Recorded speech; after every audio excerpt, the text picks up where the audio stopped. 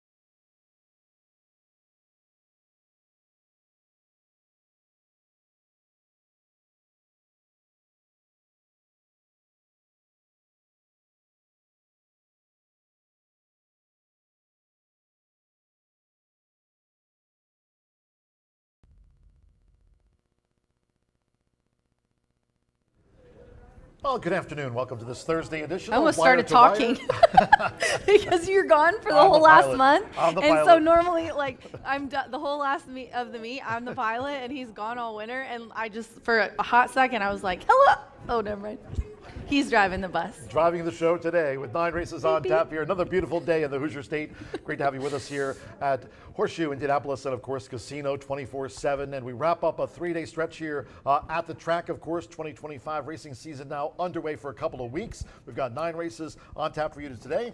8 thoroughbred races. We'll close the card with a quarter horse allowance dash. And a quarter horse allowance dash over the 300 yards to wrap up Thursday's racing action. And then just a quick heads up, schedule-wise, no racing on Friday, Saturday, Sunday, nor on Monday. We'll be back on Tuesday at 2:10, just like today. Hopefully the weather, because we've had a nice little stretch of sunny patches here in town. You know what? And a little bit of rain in the forecast, and I'm going to allow it tomorrow. Tomorrow it's in the forecast because, hey, after so many days of sun, let's go ahead and give that grass a little bit of rain so that it can dry out by the time we get back.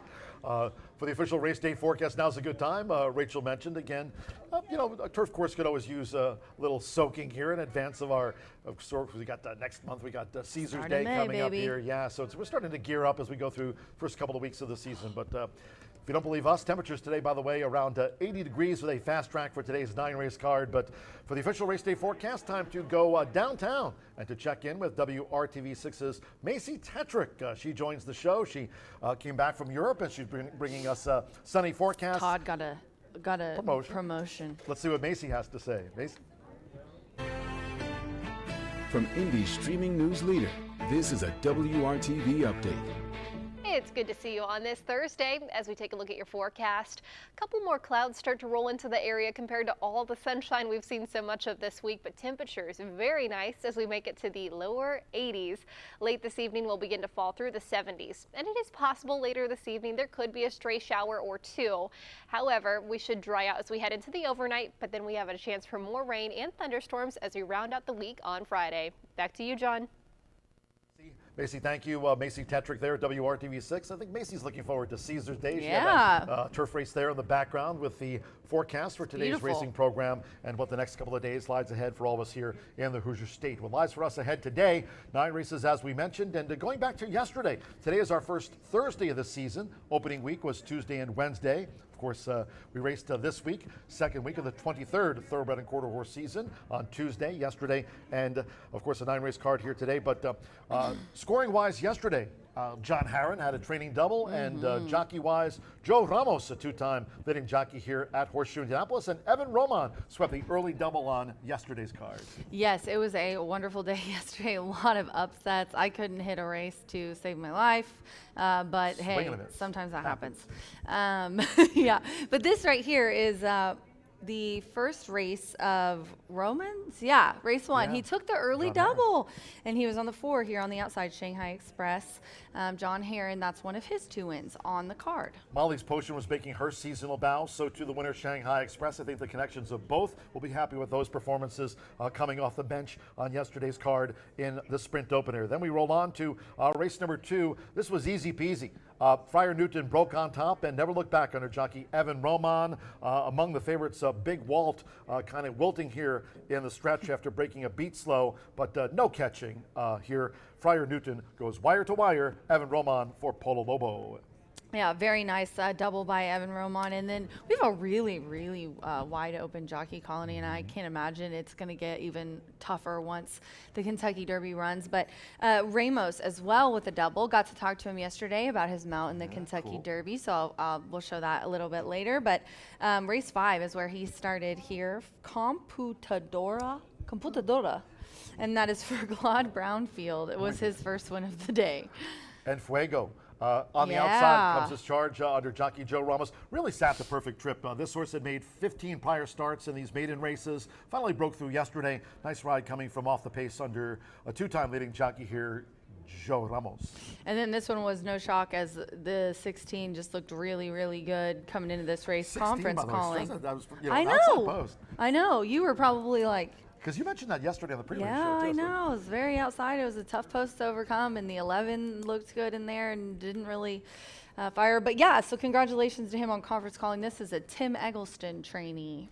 Yeah, Tim Eggleston took out the first quarter horse maiden dashes of the season last Tuesday and Wednesday. Then this week we've seen victories by, well, Jesse Vasquez also had a thoroughbred race, but Tim was hot quarter horse wise. And in fact, yesterday it was a quarter horse winner for Guadalupe Arevalo with a first time starter. And just to mention that, one of the big price horses yesterday, Coronado's Jesse D, took out the maiden finale, paid $86.20, but there are a few more big prices too. Yeah, but before we show that, we do want to show the other race for John Heron. We did show the first race, but in the sixth, he had a double, and his other winner was Alberto Burgos.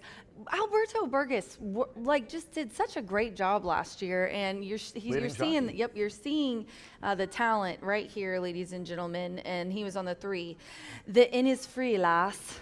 Another winner to meet for Alberto Burgos. Irish, right? Another winner if you count Keg, like I did. But here's Innisfree Lass coming right over the top. Again, fair share of closers winning on yesterday's track.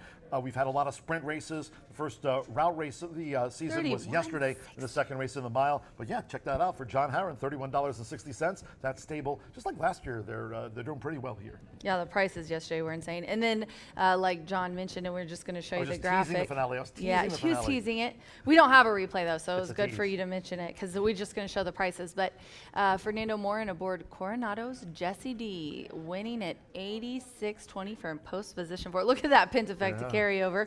Want to mention that. $2,860 in the final race today, ladies and gentlemen. John Wayne B. John Wayne What a finished day. second yesterday there in that maiden to Coronado's Jesse D, and also Jesse Vasquez, another in-the-money finish in a quarter horse dash. She has a thoroughbred win here this season. And then on the outside, that horse with Natasha Perez with EOS Bitch and Babe getting fourth to complete that superfecta yesterday in the quarter horse final dash of the day. By the way, there was a carryover. I think we have a carryover in the Pentafecta for the quarter horses, so that'll be later today. We'll mention that as we get through the racing card here at Horseshoe Indianapolis. That's right. And don't forget, I do want to tell you this. I went downstairs and I got, well, I told you already who I got interviews with, but I also got B-roll of Isabel cooking her tacos. And then she made me some and I left them down there. I know, and they're so good. Have you had the tacos from Isabel? Okay, good. Yes, and the breakfast too, when we have some of those Yes, earlier they have post times, too. amazing breakfast as well. All of her food, her hamburgers, hot dogs, tacos are amazing. So go ahead and check out Damiana's. There she is, Isabel Leonard. She's got the, this is on the family side of the OTB, and then she's also got the track kitchen. So be sure to go check them out during the racing for Damiana's restaurant open downstairs. Yeah, and of course, we have guests joining us here up in the third floor, or second floor, dining here at Horseshoe Indianapolis. So another great spot. Maybe you're making your plans to join us here for the Derby celebration. We'll talk about that in just a moment. But how about a contest for all of you horse players underway? It is a Road to Champions Day, a new contest here for 2025. We have, of course, a lot of great contests. We'll talk more about those beginning in May in just a moment. Racing Rachel's Warriors already underway. We had a winner yesterday of the $100 weekly top prize. Racing Rachel's Warriors for those on-track players. But here's a contest that's open to all. Road to the Champions Day. You can sign up at www.roadtochampionsday.com. So there's the contest, and the website named the same. Yeah, I feel like I need to do maybe a live announcement today to tell everybody that's here that Tuesday is when this starts, because you do have to sign up. It is going to be ran through 1-2-3 Gaming. There's 2 seats, not only cash prizes for the leading up to it, $7,000 grand prize, and 2 seats to the National Handicapping Championships. Sign up for Road to Champions Day at roadtochampionsday.com.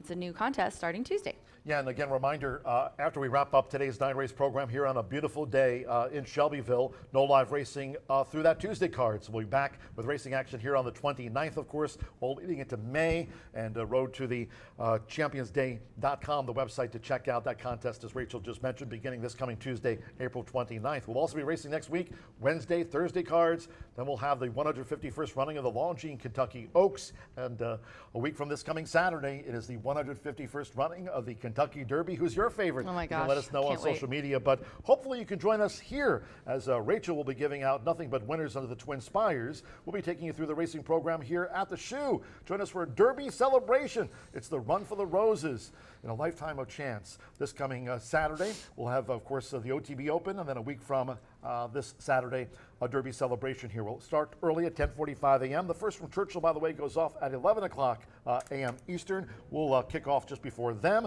You'll have a chance to watch their entire card, and of course the card here from Horseshoe Indianapolis, a $3,000 mega bet giveaway that's always popular here on the big first Saturday in May, and a $1,000 Derby hack contest, also popular. Participants get a $5 wagering voucher for giving us your email. So those that are planning to join us here on Saturday, May 3rd, be sure to give us your email, and also we'll be joined by Jimmy McNerney. Will be coming to town up from Kentucky. So while Rachel and so many will be heading to Louisville, heading to the Ville, we'll have a lot of people coming here to the S-Ville to join us for a Derby celebration. That's right.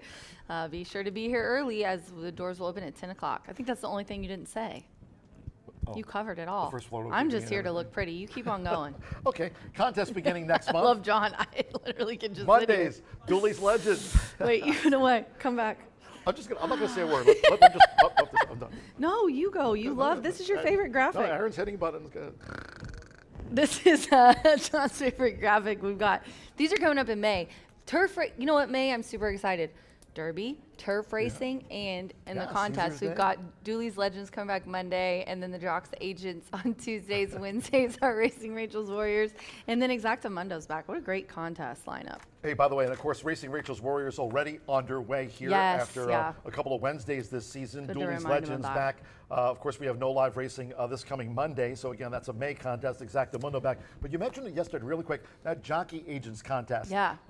It's back. I thought it was the first time. Well, in a it's few not the seasons, same but one. You're right. It's you been a few tweaked it seasons little off, bit, but we've right? tweaked Yeah, it a little okay. bit, because what people were doing is, I think it was 2 years in a row, Tammy and I were like, man, they're not playing it right, because they would come in the first day, they'd pick two jockeys, like they'd pick Deshaun and Rodney or something, and then they just keep them the whole year, and then at the end they'd win, and they never use their fire cards. They didn't even change it on Derby. Horse Like, players looking for an advantage. and it Shocking. worked. Yeah, Shocking. exactly, Gambling in Casablanca, exactly. Shocking. So now every day you have to come in and you have to change.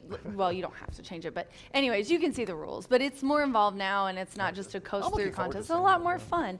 Bonus points are awarded if a jockey wins 3 or 4 times a day. So yeah, it's like you're really a jocks agent. You Love pick it. your jockeys, and then if they win, you don't get 20%, but you do get a little bit of money there for the contest. To quote Joe Ramos's and Luis Contreras' agent, Bugsy, let's go. Let's go! Let's go! Yeah, that's what he literally just called me to tell me how to pronounce that horse in the first race for you. Cheers, Bugsy. Looking forward to all of our great sponsors continuing with us. We've had those from past seasons, and they go on with us here in 2025, of course. This year, Brown-Forman back for the 23rd Thoroughbred and Quarter Horse season here at Horseshoe Indianapolis. Breed Development, cheers to you. Murphy Trailer Sales. Terrific customer service and loyalty since 1984. You can reach out to them at 765-361-8803 on your rotary or iPhone. Dial them up. Also, Hublet Ford. If you're joining us here on track, soaking up some sun, the temperature's around 80 degrees, checking out that fast track for today's racing program. Check out those terrific Ford trucks. I mean, spanking brand new. They got the sticker price right there on the windows. They're right there on the track apron. Indiana's giant Hubler Ford, with locations here in town and in Franklin. Drive Hubler.com. Some great sponsors for 2025. That's right. We're so lucky to have all of our sponsors. Thanks to Itoba as well, who sponsors our Champions Day. And I just did a hit with Indy Now, and they help sponsor and help pay for our promoting on the local news channels. So very, very lucky to have them as a partner.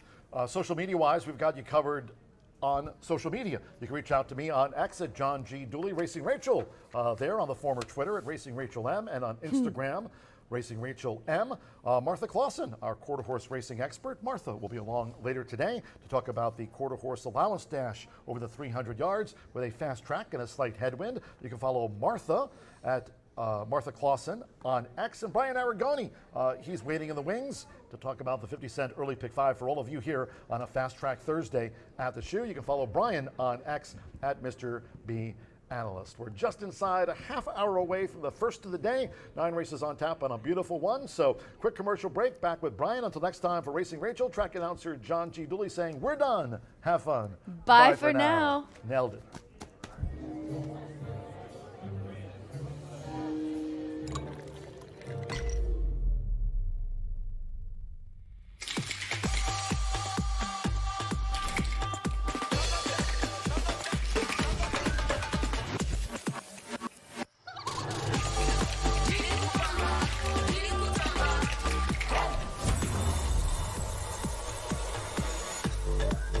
Tequila Herradura. Extraordinary awaits. Look around. Spring is here. And no matter what you're planning or planting, it's nice to know Hubler Ford's got you covered for 200,000 miles. During Hubler's Spring Forward event, save big on a new Ford. You pay what we pay. Ford employee pricing for everyone. So spring forward, knowing Hubler's got you covered for 200,000 miles. DriveHubler.com.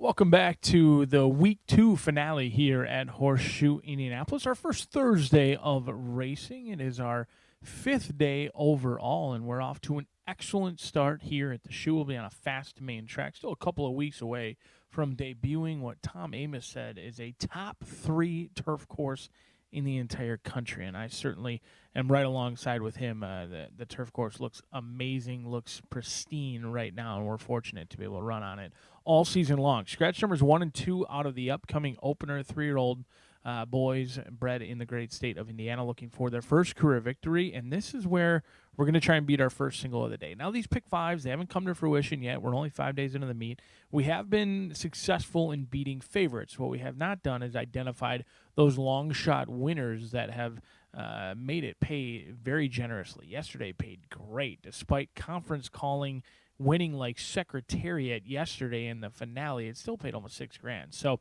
pick fives continue to pay well. We're going to take a stand against Dreaming Bro in here. Joe Davis, not a trainer that I particularly like to take a stand against. He does win at a very high rate. However, this horse went off at $1,000,000 the first 3 starts, and then went off at 5-2 last year, and really never had horse. That was back in June.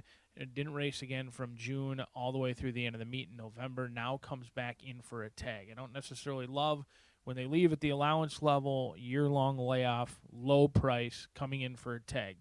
Not a boat of confidence for Dreaming Bro. So we're going to try and get by with 2 in here that way. This horse is a much better price in my opinion. Even though it's only 7-5 to 5-2, there's a lot more upside. Gets Lasix for the first time today, unlike Dreaming Bro, who was able to race with Lasix all season last year at 3 years old. Dawe does have to take on older in here, but getting Lasix for the first time. And despite the horse doing what I talked about with Dreaming Bro at the allowance level, returning for a tag, ultimately this one exits a very live race where Stranger's Church did go on to win. Tap It In, we'll actually see later on today, who I think has a big chance. I think exits a live race, comes in for connections that are looking to win early and win often, and then you've got a first-time starter for Aaron West. That one could be any sort. House of Gold taking some action right now. 8-1 morning line, currently cut in half at 4-1. 5 and 6 as we kick off the racing Thursday here at Horseshoe Indianapolis, just 23 minutes away. We'll kick off that $1 pick 4 in race number 2, right around 2:40 Eastern time. Another race in which small field, but an intriguing sort at that. We're going to try and beat Perfect Smoky Eye. Perfect Smoky Eye, strictly the horse to beat, but maybe not the horse to bet. John Heron, Alberto Burgos got off to, they've heated up. Yesterday they had a great day, both of them, and I'm going to try and just go a little different direction. It's $5,000 claimers, much like I talked about in the first race. Perfect Smoky Eye left at the optional claiming ranks. Was a bit spotty last year, debuted early in April, ran again in May, and then went to the shelf. Comes back at 7 years old, in for a tag of $5,000 off of a 2-race win streak. Could win by a mile and look excellent in doing so. However, I will just not be aboard. 1, 3, and 5 as we try and beat your heavily backed favorite, Perfect Smoky Eye, and kick off that $1 pick 4, which has been a hit this season, $1 minimum and 15% takeout, two of the lowest in the country in our Pick 5 and Pick 4 takeouts, and something we are certainly joyful for having here at Horseshoe Indianapolis. 6 furlongs going to be the distance in race number 3. If you don't like Pick 4s or Pick 5s, may I fancy you enrolling Pick 3's 50-cent variety as well, or daily double. Scratch number 2, Spiteful Sam, out of this event. I thought Spiteful Sam deserved a long look.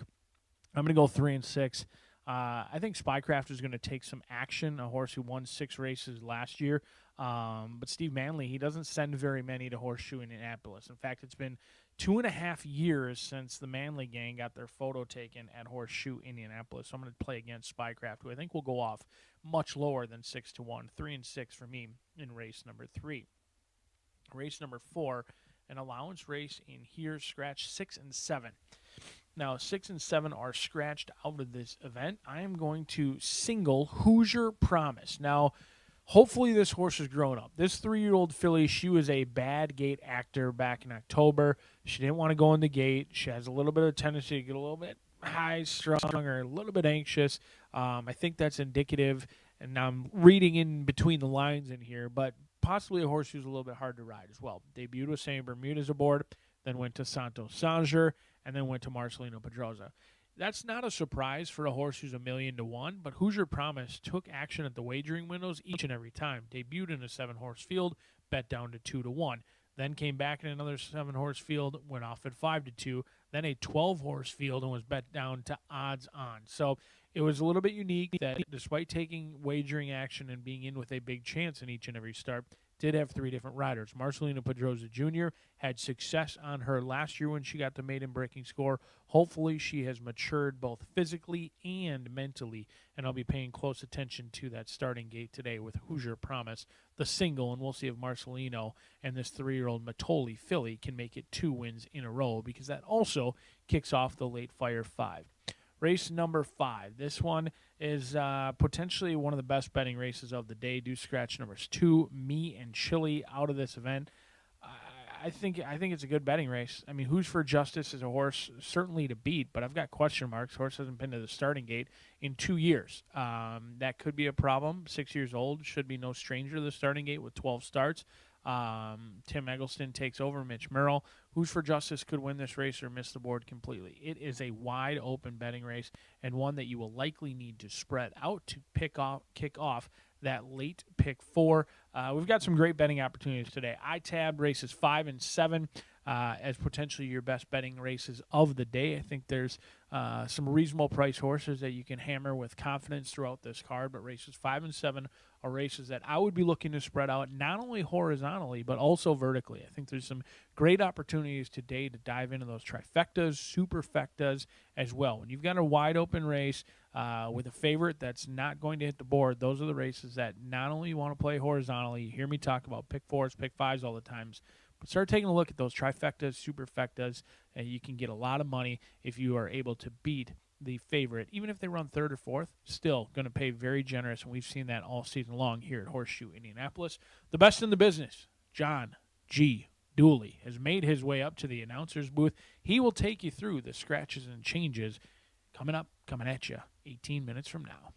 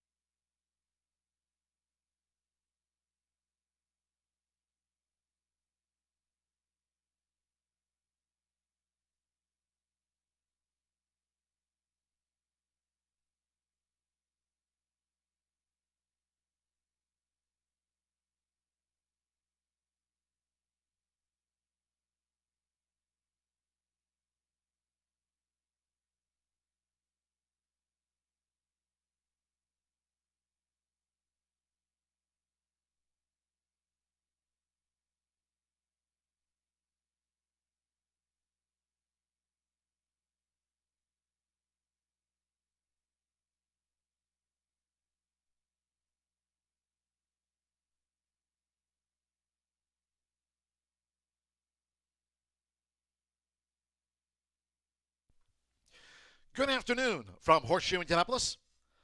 Hello now from the broadcast booth. Great to have you with us today. Track announcer John G. Dooley with 9 races carded under sunny skies. Temperatures around 80 degrees. Oh, main track card, main track fast. If you have your programs close by, let's take a look at the changes and corrections on today's racing program. From the opening maiden sprint, scratch number 1, Lambay, and the 2, Hyperion Bridge. Scratch the 1, Lambay, and 2, Hyperion Bridge.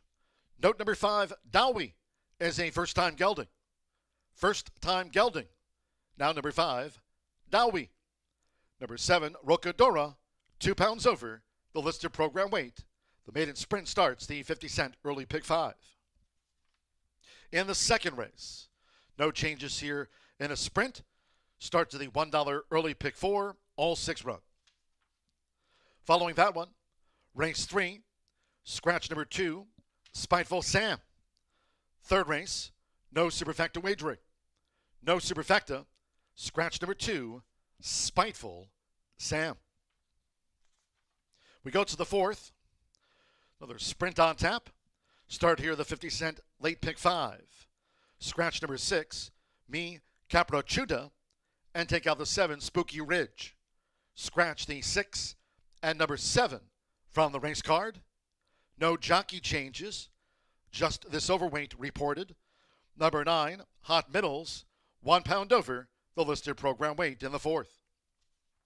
Race 5 starts the $1 Itoba, presented late pick 4. Scratch number 2, Me and Chili. Number 2, Me and Chili has been scratched from the fifth race. Starts the $1 late pick 4, presented by the Indiana Thoroughbred Owners and Breeders Association. In the sixth race, maiden 3-year-old mile. No program changes, all 9 run, race 6 over the mile. Following the mile, 7th race sprint, a feature on the card. Here, number 6, Face the Future, 1 pound over. And there's that scratch on the 13, Texas Free, wasn't also eligible. Scratch number 13, Texas Free. In the 8th race, maiden 3-year-old filly sprint, number 5, Echo Vision, 1 pound over. Scratch number 7, My Little Gypsy Girl. Number 9, Michelin, has also been scratched. 13, Cloudy Star, a jockey change to Marcelino Pedrosa Jr. A 3-time leading jockey here. Marcelino Pedrosa Jr. rides the first-time starter drawing in. 13, Cloudy Star. Scratch 14, Quibble. Take out number 15, July 4. And scratch number 16, No Self-Control. 8th race, maiden 3-year-old filly sprint. Scratch again the 7, 9, 14, 15, and number 16 all have been withdrawn. Race 9, last of the day, last of the second week of racing here at the Shoe. Closing the card with a quarter horse dash over the 300 yards. Fast track, slight headwind. There is a carryover. Mark down the 10-cent Pentafecta carryover of $2,860. This a quarter horse. Grand high 5. Number 2, HF Just Reno, 5 pounds over the listed program weight. Number 10, Cigar on the Beach, a jockey change to Francisco Quintero.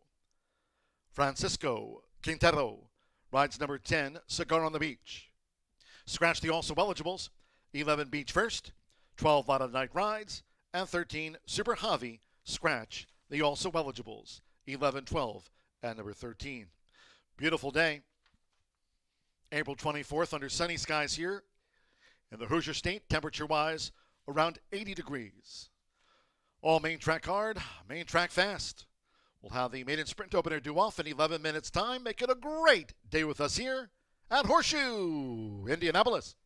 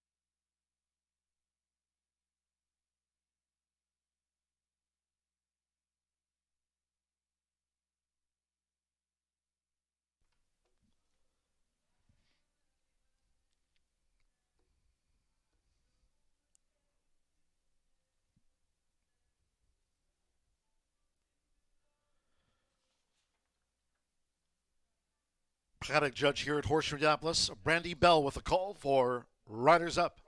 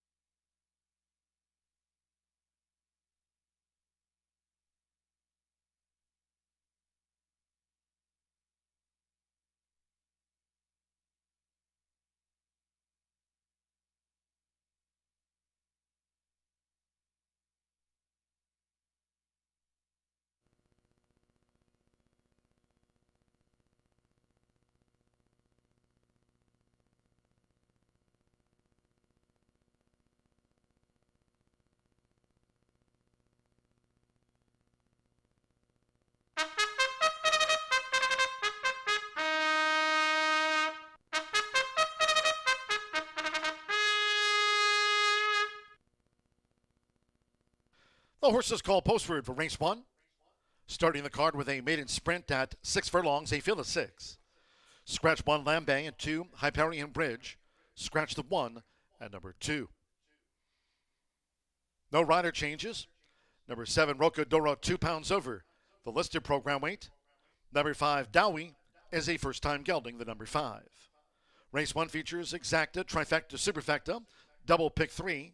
Start here the 50-cent early Pick 5. Low 11.99% takeout on the Pick 5s here this season. Fast main track under sunny skies. 3 minutes to post time. 3 minutes.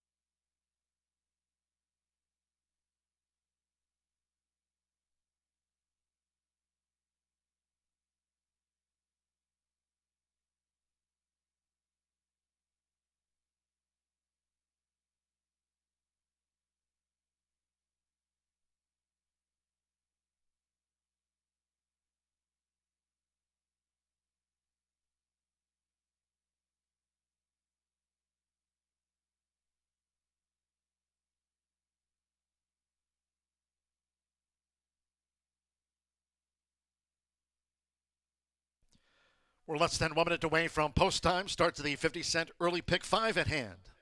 Fast track, less than 1 minute.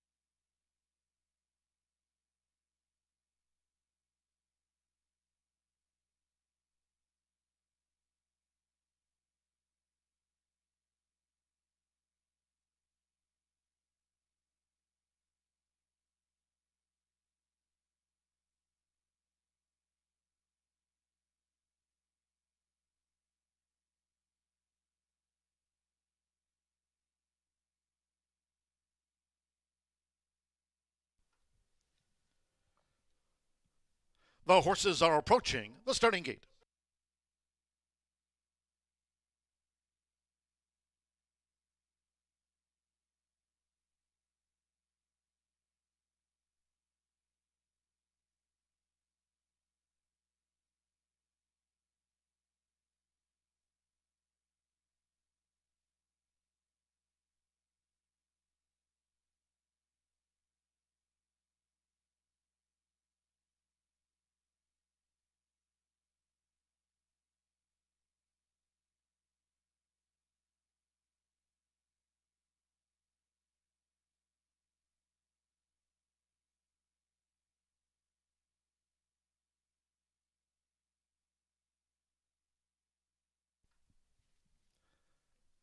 The horses have reached the starting gate.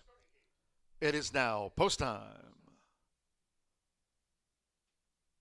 Loading for the maiden, Luis Contreras with Ease My Mind first in.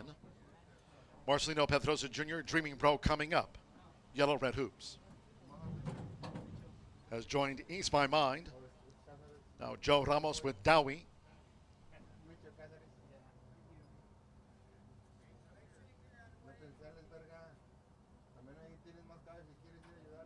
Sammy Bermudez, House of Gold debuts. Dowie 9-5, the first favorite.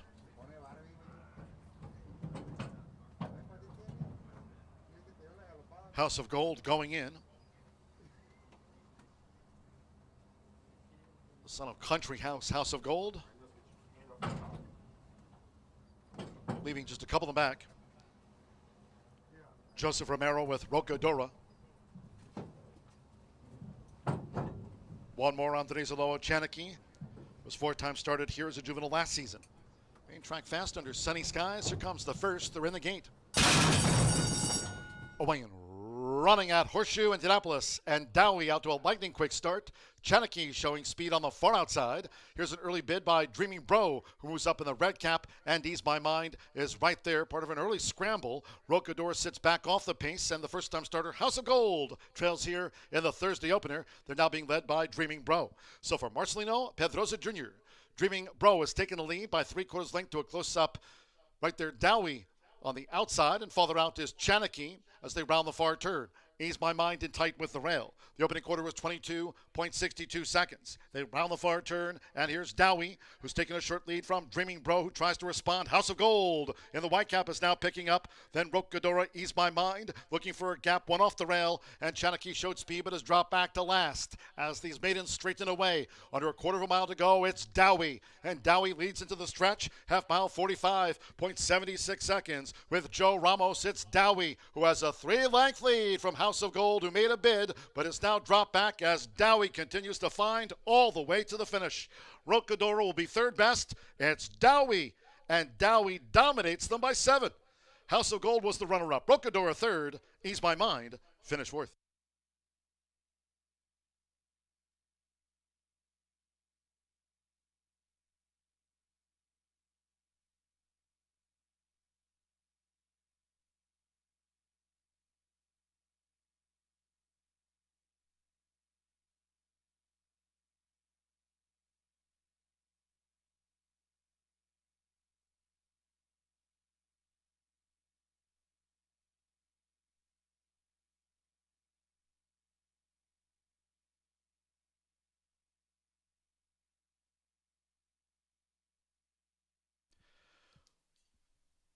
$111.26 after the maiden sprint. 111.26. 5, 6, 7, 3. Here's the 5, Dowie. 4 to 5, first favorite home. Wide margin of victory over the 6, House of Gold. 3 to 1 on the first time starter, the runner-up to the favorite. 7, Rocadora at 39 to 1 odds, getting into the trifecta. And at 6 to 1, 3, Ease My Mind was fourth. Hold all bets until official. Joe Ramos for John Langmeyer's Spooky Hollow Racing. Second time starter, first up in 2025. Dowie at 4 to 5 home.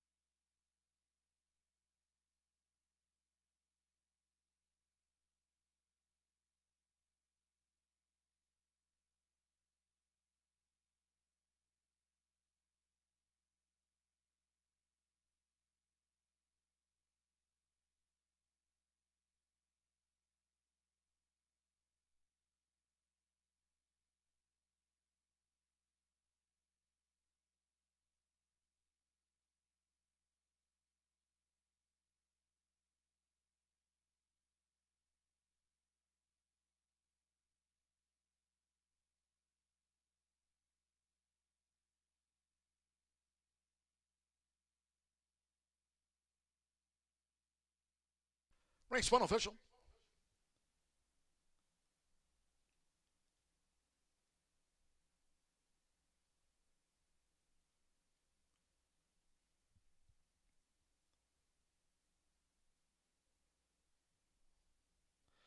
Stepping into the Murphy Trailer Sales winner's circle, number 5, Dowie with Joe Ramos. Dowie is a 3-year-old bay gelding, bred here in the Hoosier State by Gormley, and a St. Savior by Yankee Victor, bred, owned, and trained by John Langmeyer. Horseshoe Indianapolis congratulates the winning connections. Dowie's out to the maiden ranks. First results in, 5-6 exacta, $14.80. 50-cent trifecta, 5, 6, 7, paid $23.85. With Ease My Mind fourth, the 10-cent superfecta, 5, 6, 7, 3, paid $14.17. And the maiden sprint 1 and 2 with the non-runners, favored first. 6 ran, 111.26. Second race sprint, no changes, all 6 run in race 2. Exacta, trifecta, superfecta, double pick 3. Next one starts the $1 early pick 4, all main track card fast. Post time for the second race will now be in 25 minutes. 2:45 revised post time, 2:45 in all cases. Please do try to make your Horseshoe Indianapolis selections and wagers today early. Thank you. Coming up in just a moment or two, our first race replay of the maiden sprint. Hope you had a bet on Dowie.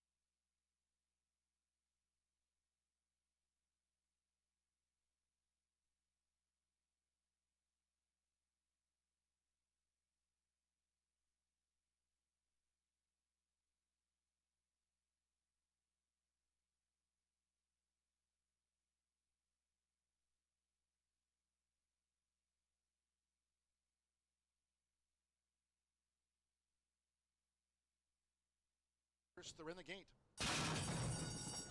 Away and running at Horseshoe Indianapolis, and Dowie out to a lightning quick start.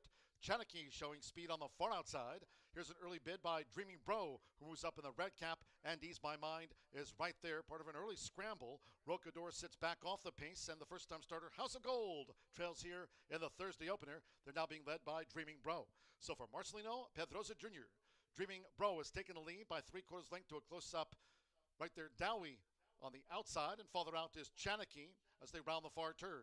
Ease My Mind in tight with the rail. The opening quarter was 22.62 seconds. They round the far turn, and here's Dowie, who's taking a short lead from Dreaming Bro, who tries to respond. House of Gold in the white cap is now picking up. Then Rocadora, Ease My Mind, looking for a gap, one off the rail, and Chanakey showed speed but has dropped back to last. As these maidens straighten away, under a quarter of a mile to go, it's Dowie, and Dowie leads into the stretch, half mile 45.76 seconds. With Joe Ramos, it's Dowie, who has a 3-length lead from House of Gold, who made a bid, but is now dropped back as Dowie continues to find all the way to the finish.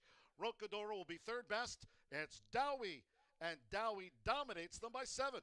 House of Gold was the runner-up. Rocadora third. Ease My Mind finished fourth.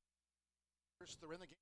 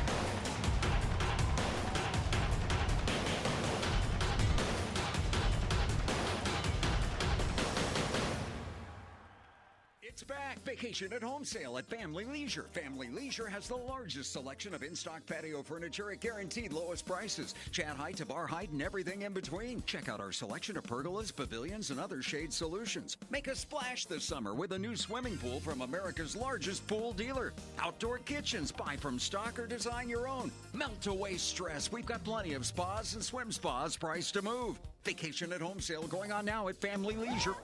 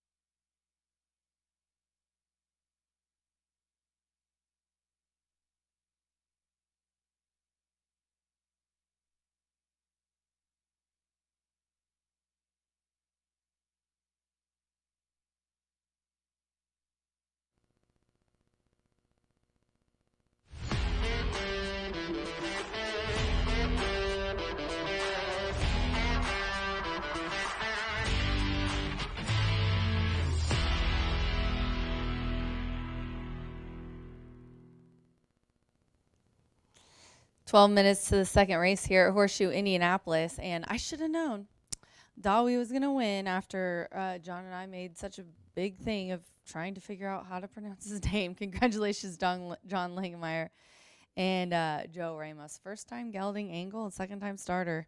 Gotta love it. Let's go to the second race here, which is a 3-year-old nut bottom level claiming for $5,000. This race does start the $1 pick 4 on races 2, 3, 4, and 5. There's a 6-horse field in here. And I'm going to go with the rail 4-1 right now. Beautiful Temple. Can Joe Ramos get a double? I don't doubt it. He has had a really nice few days. He's riding here for Rogelio Labra.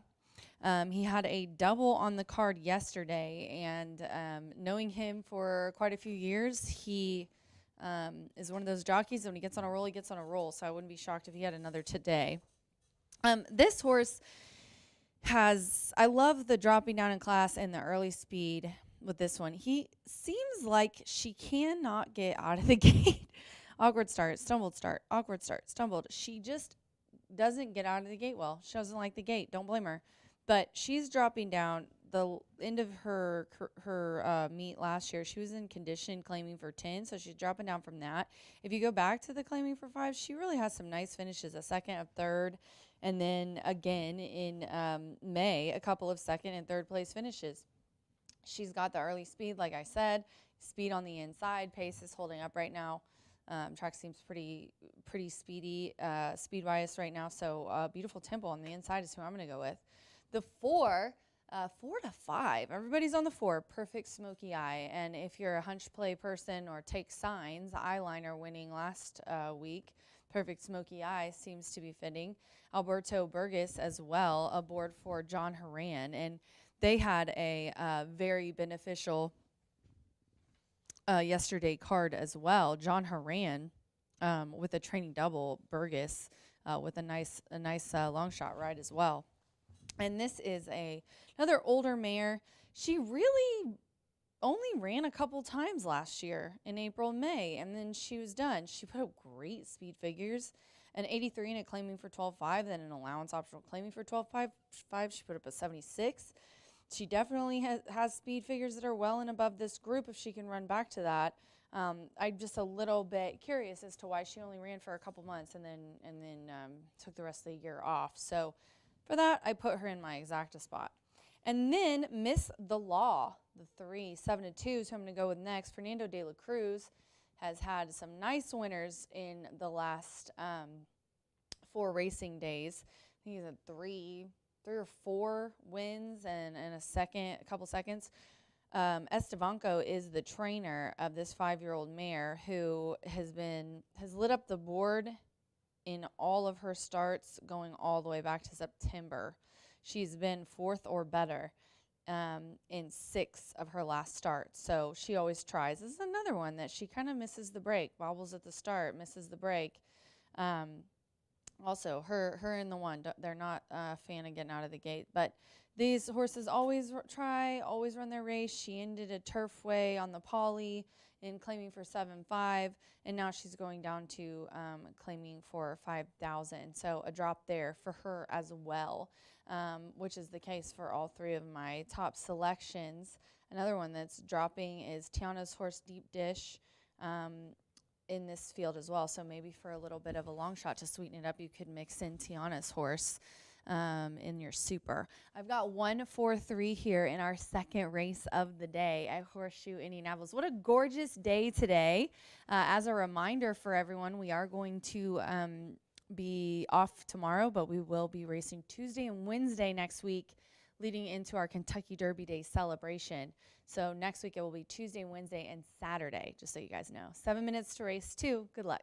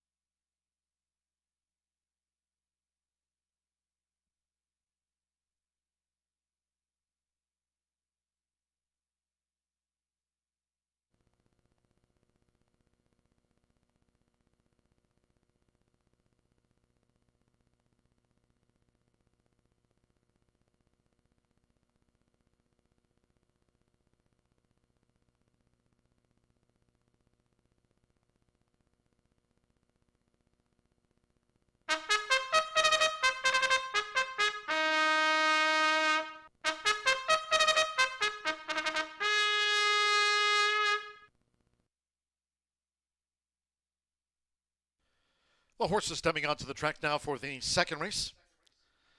This is Distaff Sprint at 5.5 furlongs, a field of 6. No changes among them. All 6 run. Exacta, trifecta, superfecta, double pick 3 starts with a $1 early pick 4. 4 minutes to post time.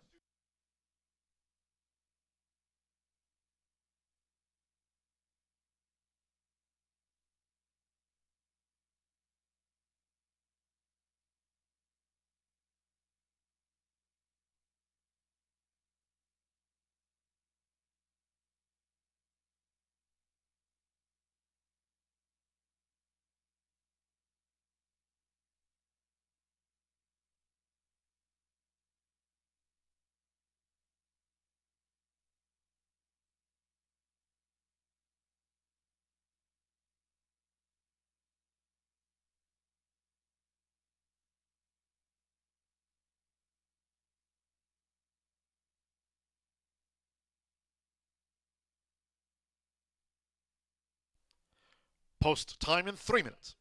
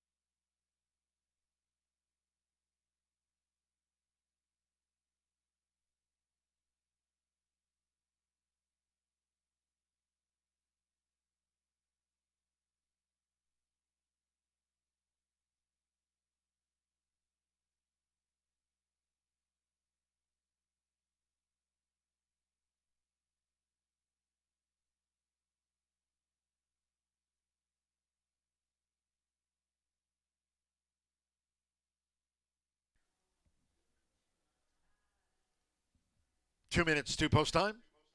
2 minutes.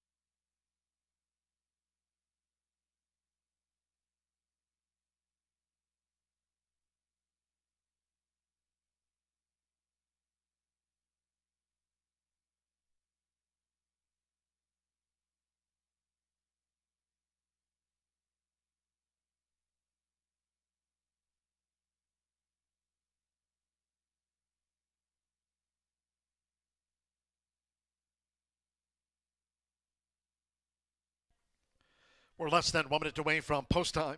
Start of the $1 early pick four. Less than 1 minute.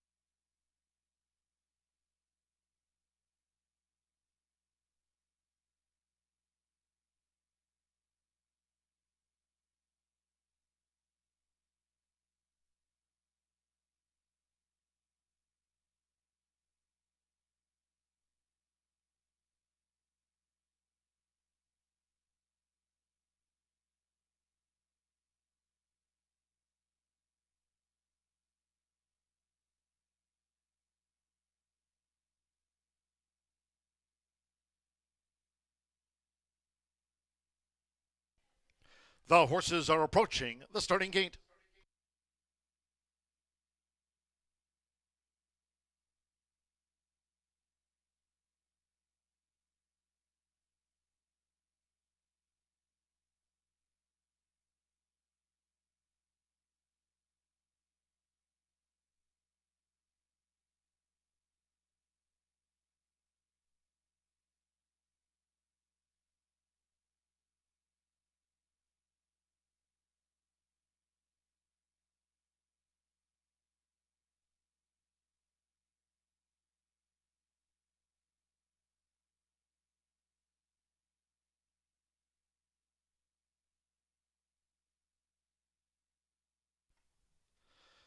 The horses have reached the starting gate.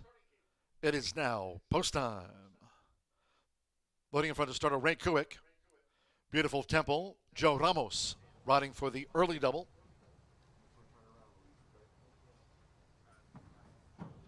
Rafael Mojica Jr. coming up with the Bareshnikov mare second exchange. Join Beautiful Temple. Now Fernando de la Cruz with Ms. The Law.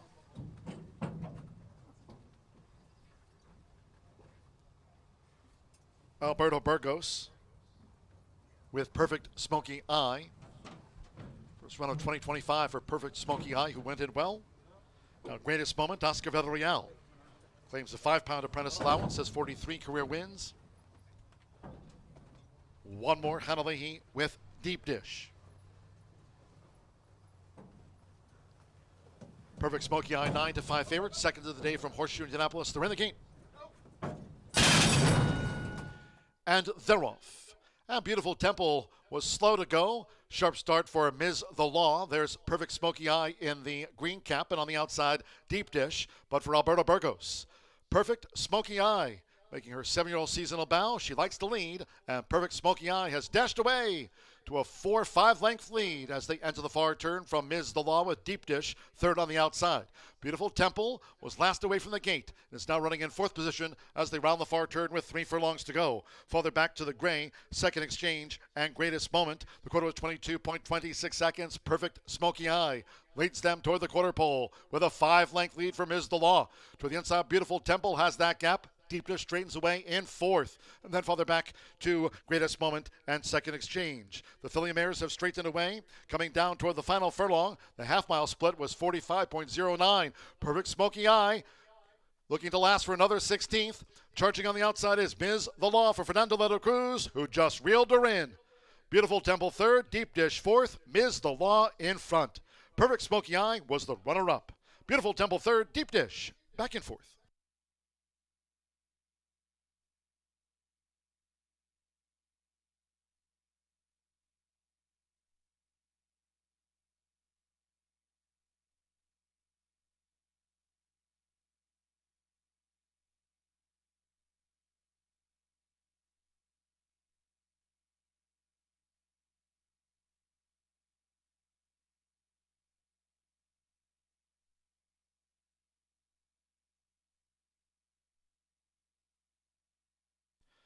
(104.58) after the distaff sprint.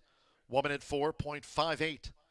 3-4-1-6 unofficial. 3 Ms. The Law. 3-1 first. 4 Perfect Smoky Eye at 2-1 was caught. 1 Beautiful Temple, 8-5 favorite at the off, was third. And 6 Deep Dish, 27-1 getting into the superfecta. It's gone to Ms. The Law, Fernando de la Cruz, for Richard Estevanco, Sean O'Brien, the Constitution Mare at 3-1. The third choice starts the dollar pick forward.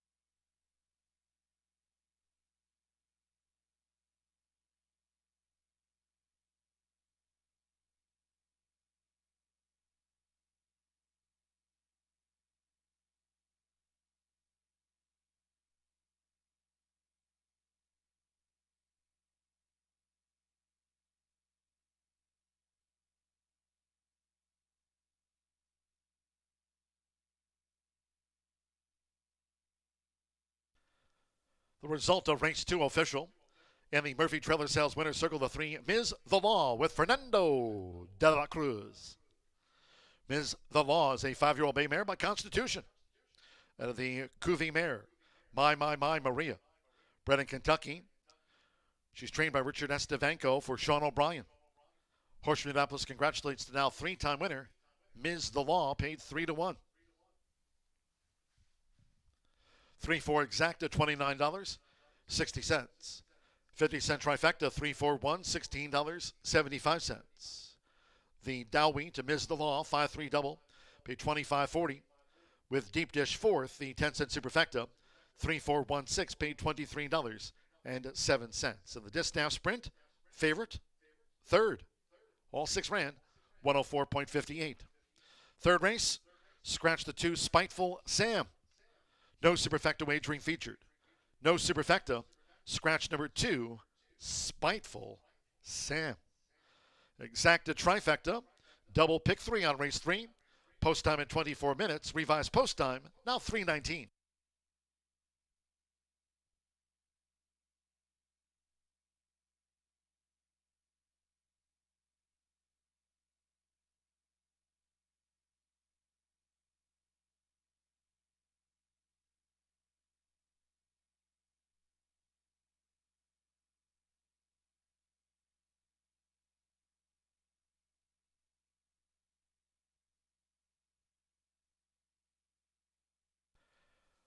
Ladies and gentlemen, just for your information, we have a late scratch just in.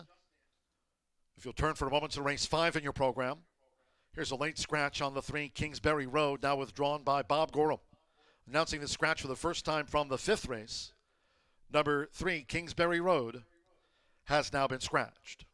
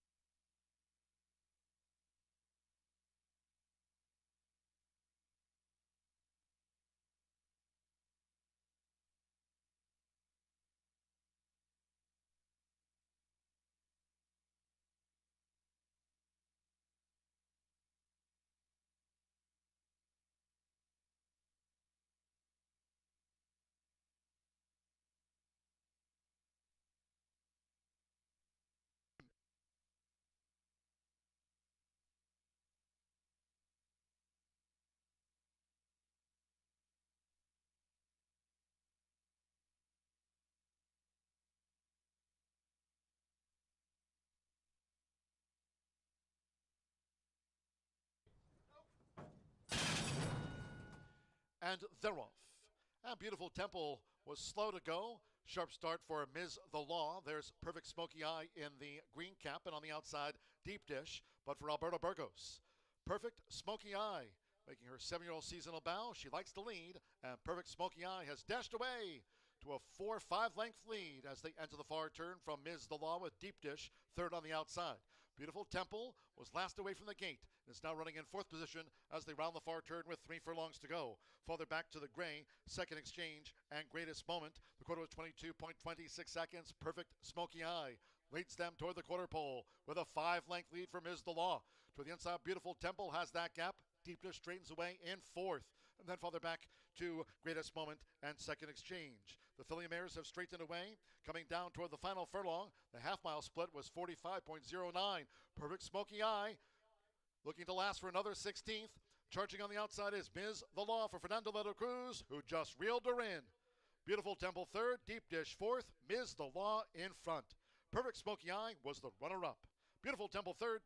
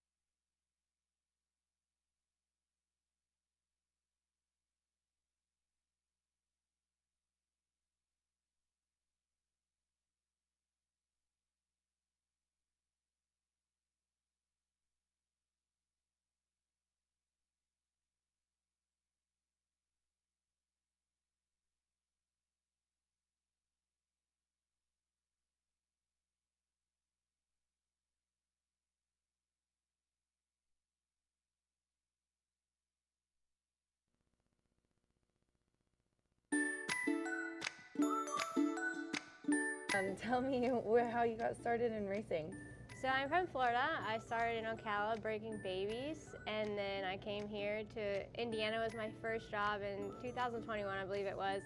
I worked for Joe Davis, getting on a couple horses in the morning and running them in the afternoon. I got my first winner's circle picture here as a groom with a horse that I rode as well in Ocala. So to get my first winner's picture in the saddle will be something, a real full circle moment to be here. And then after that, I went on to work for Bill Mott for about 3 seasons, and can't say enough good things about him and his team.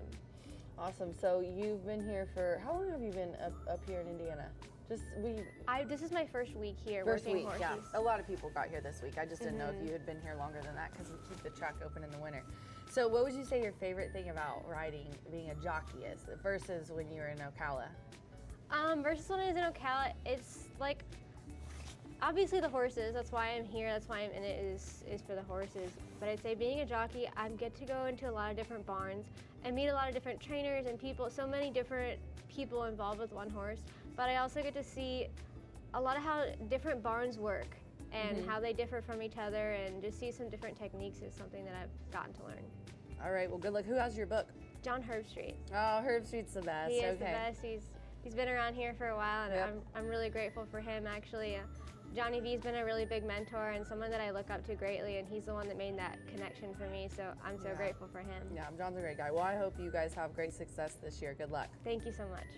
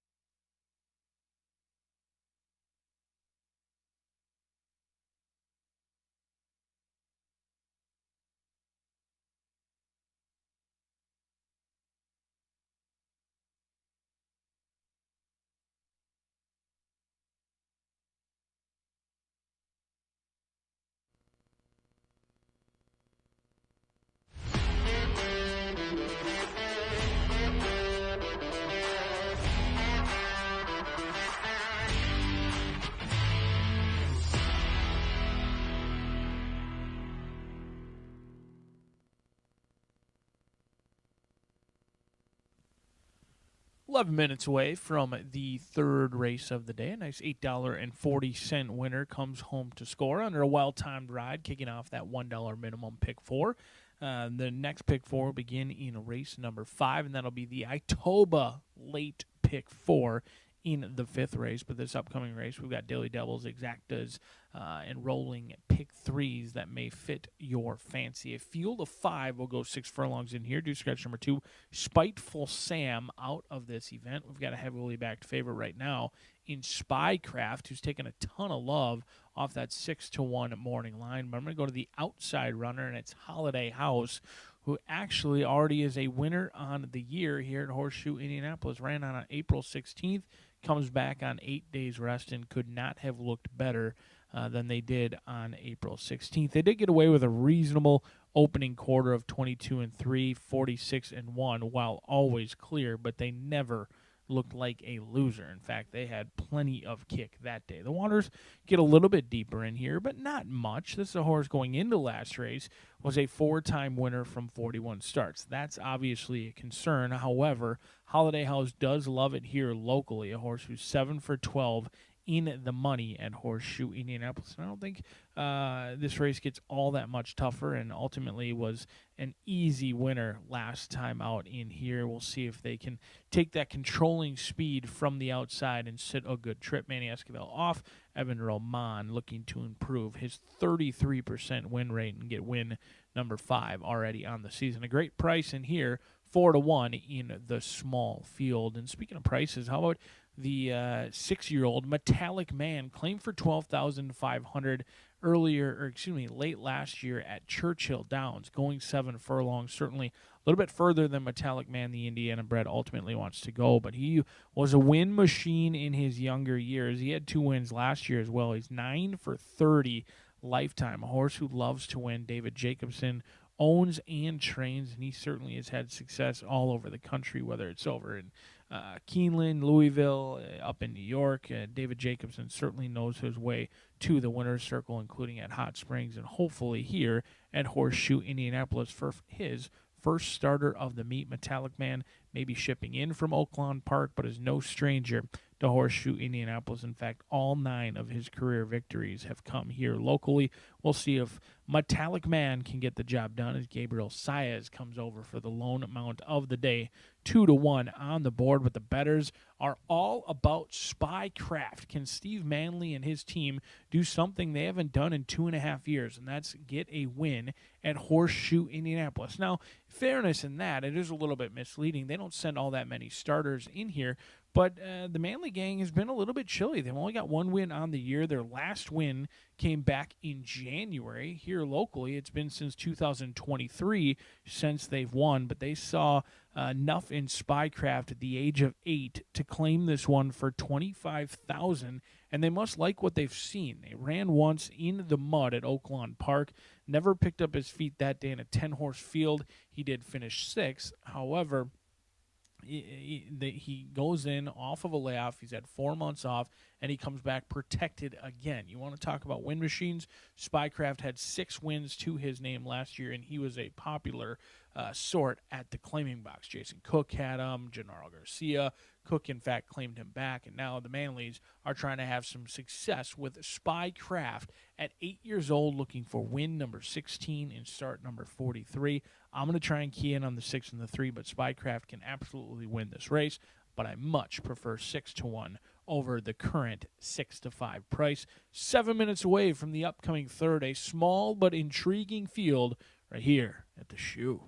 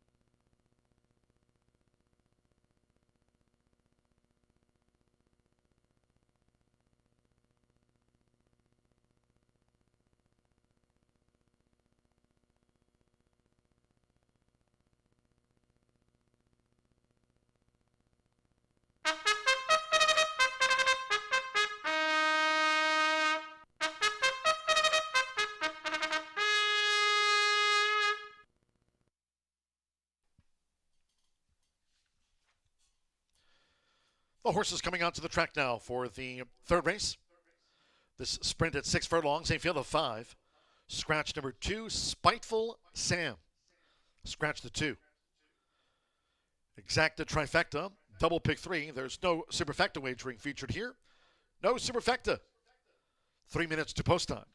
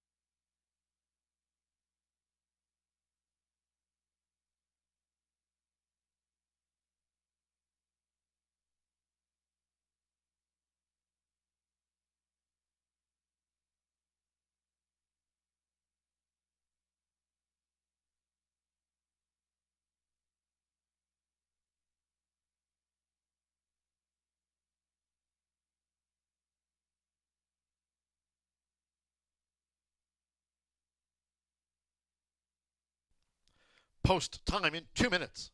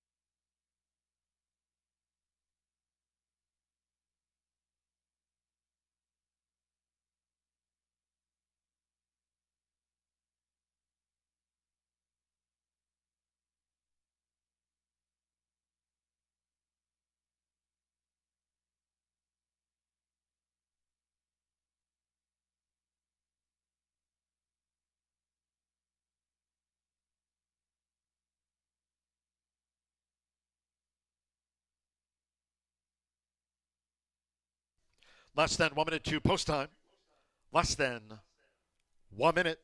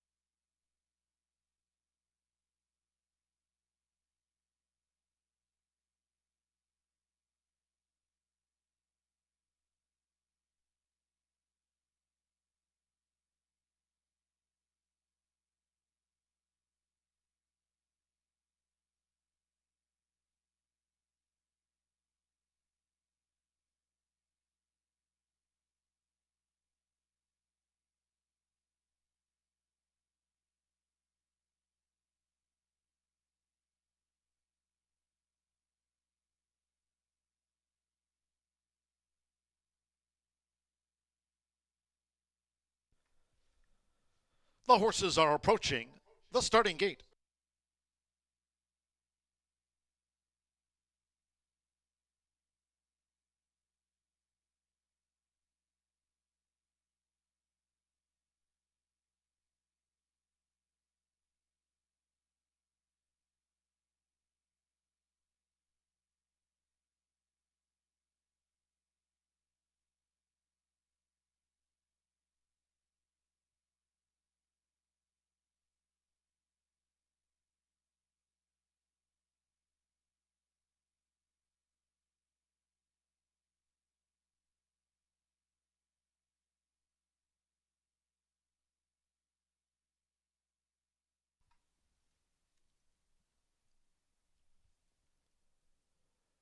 The horses have reached the starting gate.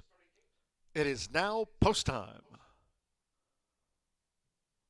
Loading Orba the Burrow, Fernando de la Cruz. Riding for a double. Dowie and Ms. Delar, first two sprint winners. Gabriel Saez with Metallic Man joins Orba the Burrow. Santo Sanjo with Spycraft.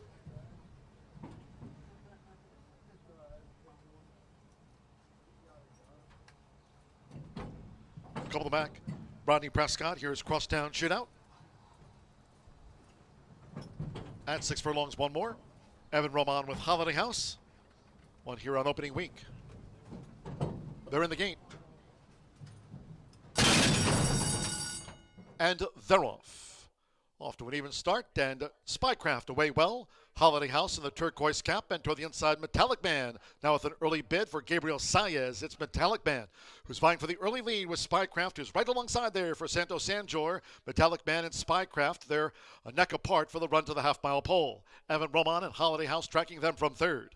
Then toward the inside for Fernando de la Cruz. Orba the Burrow is running in fourth, and with Rodney Prescott, Crosstown Shootout trails the quintet with 49 wins between them and inside a half mile to go. The quarter passed in 22.10 seconds. They roll to 3 furlongs from home. It's Metallic Man. Metallic Man leads Spycraft by 3/4 length. 3 lengths away to Holiday House, a length and a half to Orba the Burrow and Crosstown Shootout. They come toward the top of the stretch. Metallic Man. Metallic Man spins them in. It's Metallic Man into the stretch half mile. 44.15 seconds, 1 furlong to go. Metallic Man leads Spycraft by 3. Holiday House continues to charge. Crosstown Shootout now moving from out of last, and Orba the Burrow has tailed off. They come past the 16th. It is still Metallic Man. Here's Spycraft on the outside for Santo Sanjor. Spycraft end. Metallic Man.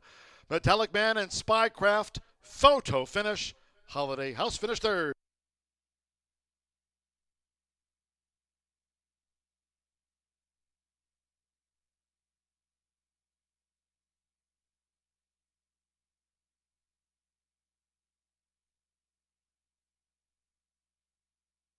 $109.36 after the starter. 109.36 win photograph. Up to the judges. Hold all tickets.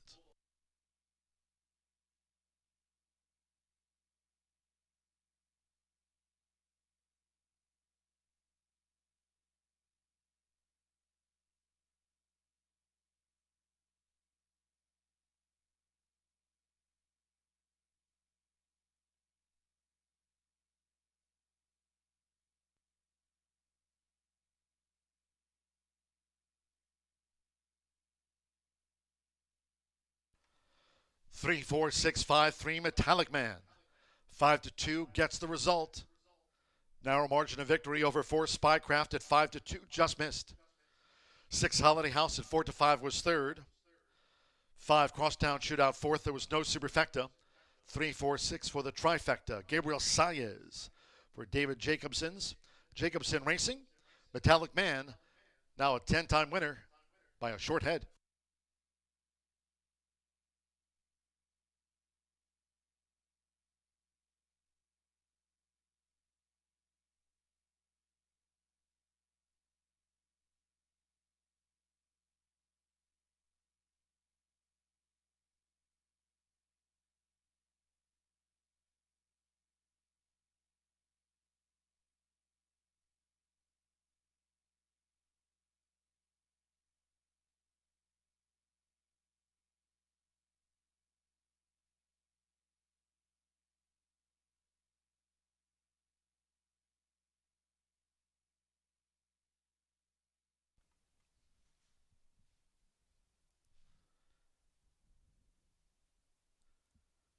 Race 3 official. Returning to the Murphy Trailer Sales winner circle, the 3 Metallic Man with Gabriel Saez.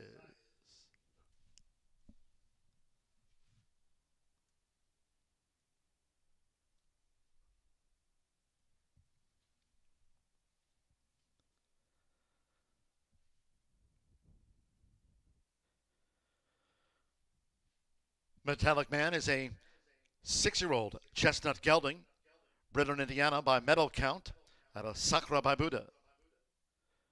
David Jacobson trains for Zachary Jacobson's Jacobson Racing. Horseshoe Indianapolis congratulates the connections of the now 10-time winner, Metallic Man, in a photo finish to the starter.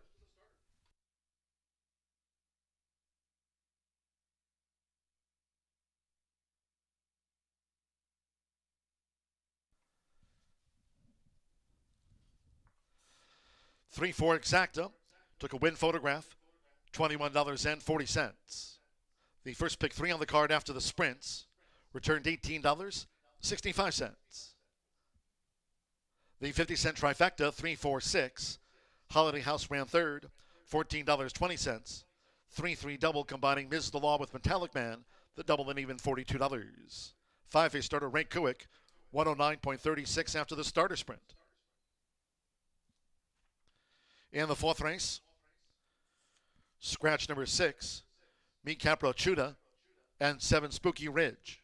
Scratch the 6 and number 7 with no rider changes, just an overweight reported for the 9 Hot Middles, a pound over, the 9+1. Exacta, trifecta, superfecta, double pick 3 starts with the 50-cent late pick 5. All main track card, fast here at the shoe. Post time in 24 minutes, now due at 3:53.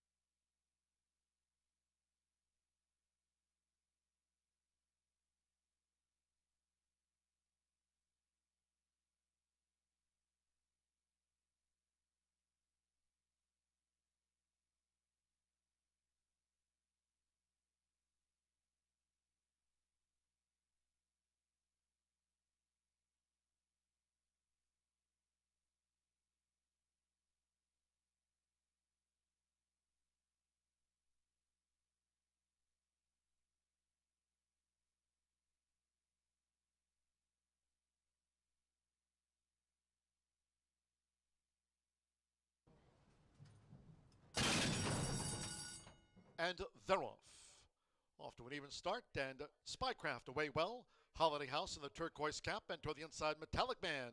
Now with an early bid for Gabriel Saez, it's Metallic Man, who's vying for the early lead with Spycraft, who's right alongside there for Santo Sanjor. Metallic Man and Spycraft, they're a neck apart for the run to the half-mile pole. Evan Roman and Holiday House tracking them from third. Then toward the inside for Fernando de la Cruz. Orba the Borough is running in fourth, and with Rodney Prescott, Crosstown Shootout trails the quintet with 49 wins between them and inside a half mile to go. The quarter passed in 22.10 seconds. They roll to 3 furlongs from home. It's Metallic Man. Metallic Man leads Spycraft by 3/4 length. 3 lengths away to Holiday House, a length and a half to Orba the Borough and Crosstown Shootout.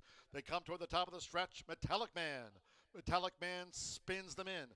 It's Metallic Man into the stretch half mile. 44.15 seconds, 1 furlong to go. Metallic Man leads Spycraft by 3. Holiday House continues to charge. Crosstown Shootout now moving from out of last, and Orba the Borough has tailed off. They come past the 16th. It is still Metallic Man. Here's Spycraft on the outside for Santo Sanjor. Spycraft end. Metallic Man. Metallic Man and Spycraft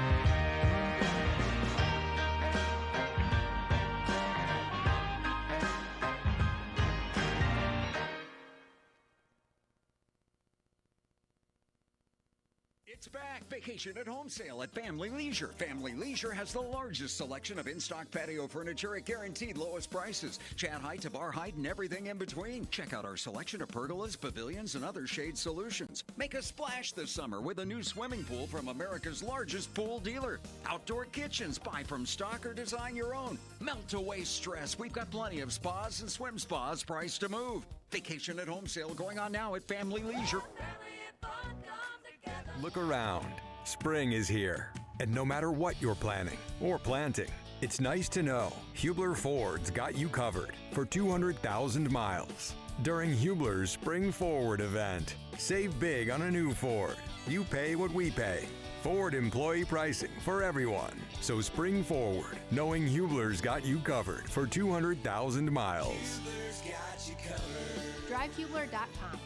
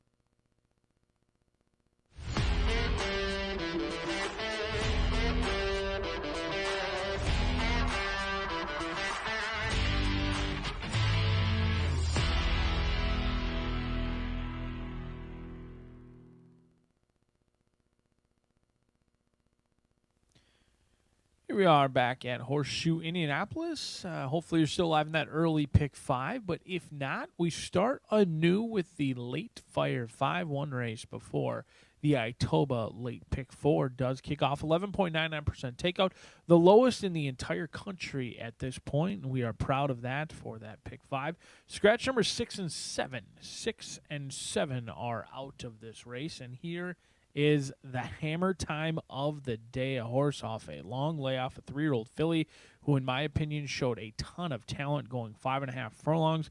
Tony Granite's his second starter of the meet. I think it's a talented 3-year-old filly by the name of Hoosier Promise for Richard Perkins. Tony Granite's had himself a decent meet down at Tampa. Not as many winners, but certainly picked up paychecks along the way down at Tampa. Marcelino Pedroza Jr. was aboard this 3-year-old Matoli filly November 13th when she finally put it all together. She got bet each and every time, and in fact, she got bet quite heavily in every start. She's never gone off above 3-1.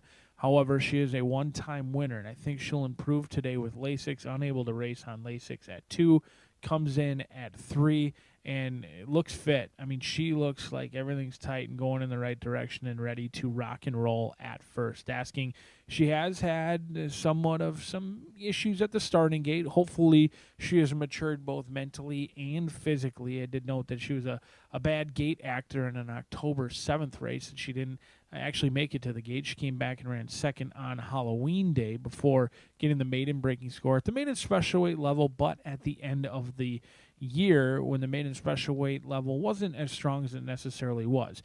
One thing I want to note about Hoosier Promise is if this 3-year-old filly runs huge today, you can upgrade Jordan's Deal, who will be in the 8th race. Jordan's Deal going to break from post position number 10, and that horse deserves a long look as well, especially a horse you can upgrade in the finale if Hoosier Promise does run big, as I expect. We'll find out if we're the hammer or the nail. Hoosier Promise chilly on the board right now, 4-1 off that 5-2 morning line, and part of the reason they are chilly is because Wicked Vet has taken a ton of love. Another 3-year-old filly, this one by Country House. Sammy Bermuda's aboard for Aaron West, a dominant winner when last seen on Halloween, and is actually beaten my top selection in the past. When Hoosier Promise ran second on Halloween, it was because Wicked Vet broke straight, broke strong, and never looked like a loser. Were they aided by the slop? It's too soon to tell. Didn't run poorly on a fast main track on debut either.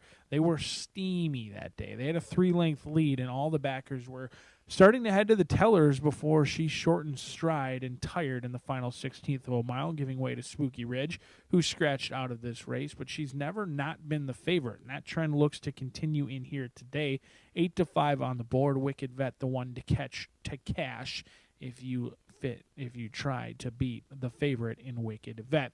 The inside runner probably provides the most value, and a lot of that value has been taken away at this point. 15-1 morning line. I think Miss Candela deserves a long look. Rancho Monarca's homebred filly by Shagaf is a one-time winner from 3 starts, another who gets Lasix for the first time, and she was bet like she couldn't lose in a $100,000 stakes race, so I never imagined she was going to go off at 15-1 because she went off favored in that stakes race back on October 26th. She got hammered late and broke sharp, went to the lead, but could not see it through that day behind a nice Molly's Potion. The rider's getting the leg up, though. 5 minutes away, my late Fire 5 ticket is going to be on your screen during the post parade, and we're going to single the hammer time in here. We'll see if Hoosier Promise can keep her promise and make me look like I'm not a liar. Hopefully we can keep the promise of the hammer time 5 minutes away from the upcoming 4th here at Horseshoe Indianapolis.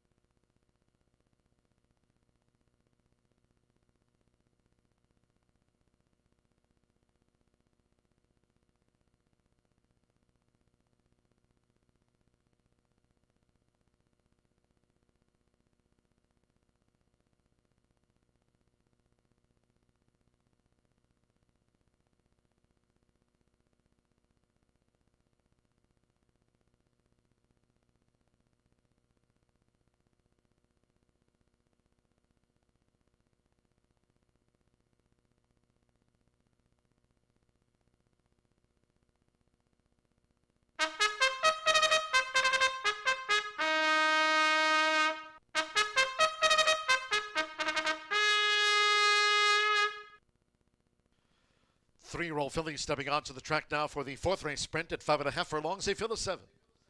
Scratch the 6, Mi Capra Shuda, and number 7, Spooky Ridge. Scratch the 6 and number 7. No rider changes. Number 9, Hot Middles, 1 pound over the assigned program weight.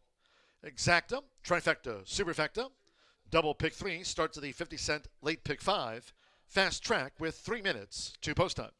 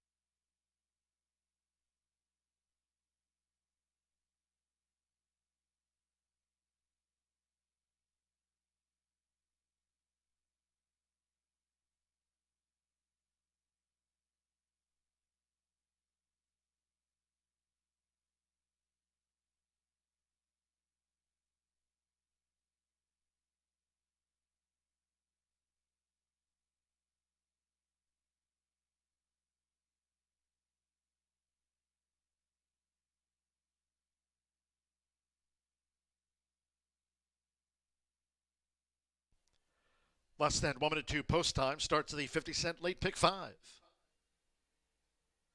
Due off soon.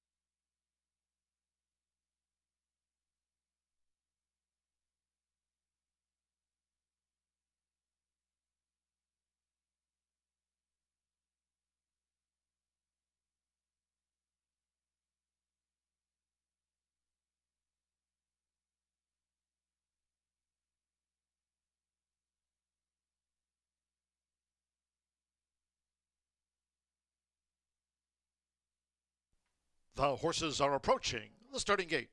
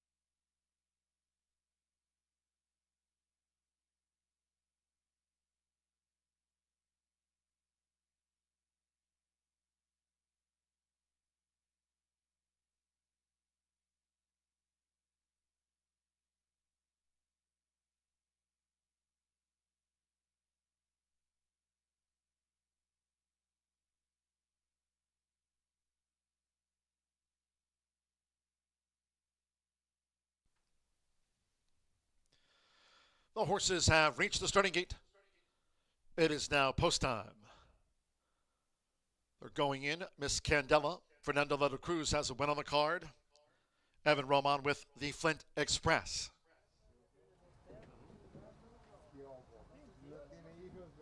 Miss Candela has joined the Flint Express. Alberto Burgos with City Prayers drew 5. Mitchell Morrow, Matoli Secret coming up in the black.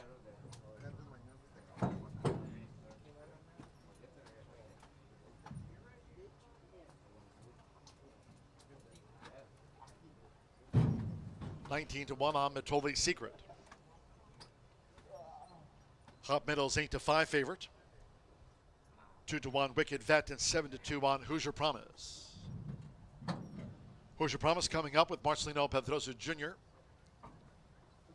Wicked Vet, Samuel Bermudez for Aaron West.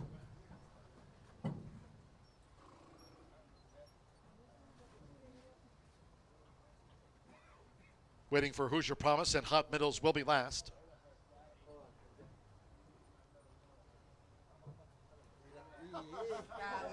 Fast track here at Horseshoe Indianapolis. Start to the 50-cent late pick 5 at hand.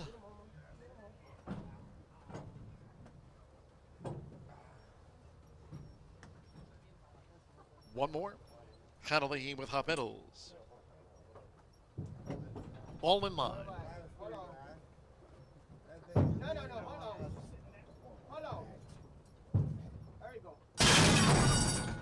They're off and sprinting.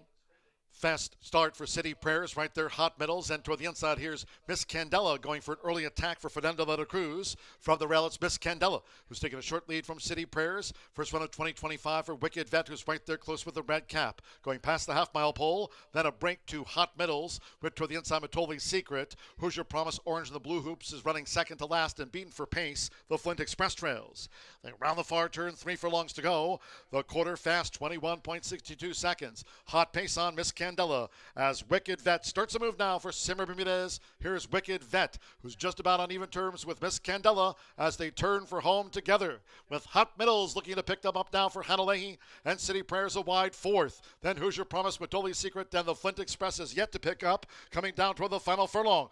Half was 44.84. There's Hot Middles, who's taken charge. Hot Middles is slipping away for Hanalei. From Miss Candela, who battles Wicked Vet, then City Prayers and Hoosier Promise. Hot Middles, sharp, 1 by 6 from Wicked Vet, who just holds Hoosier Promise, then Miss Candela and City Prayers.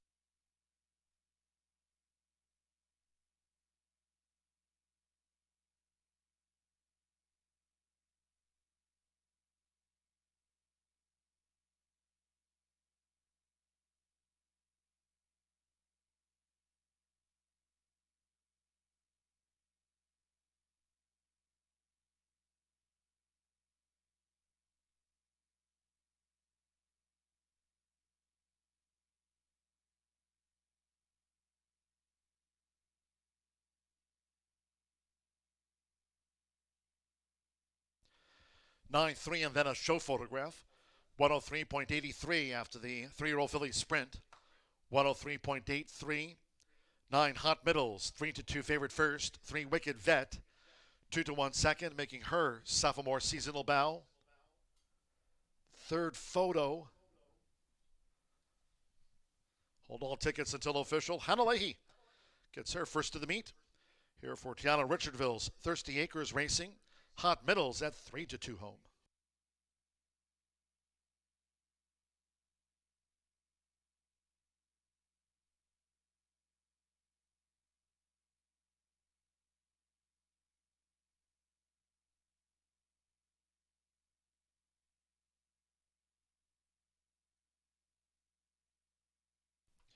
The judges have posted number 8. Hoosier Promise at 7-2 third. 1 Miss Candela, 5-1 fourth. 9-3, 8-1.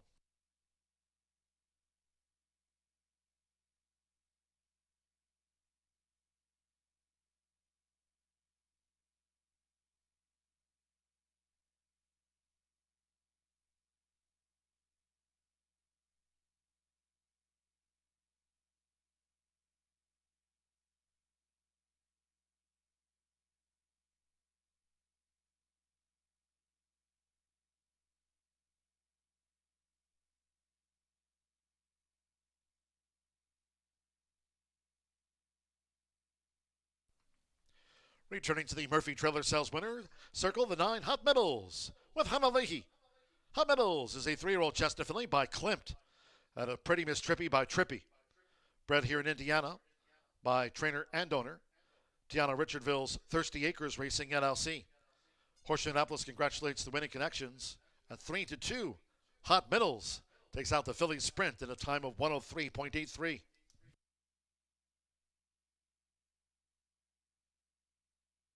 Race 4 official.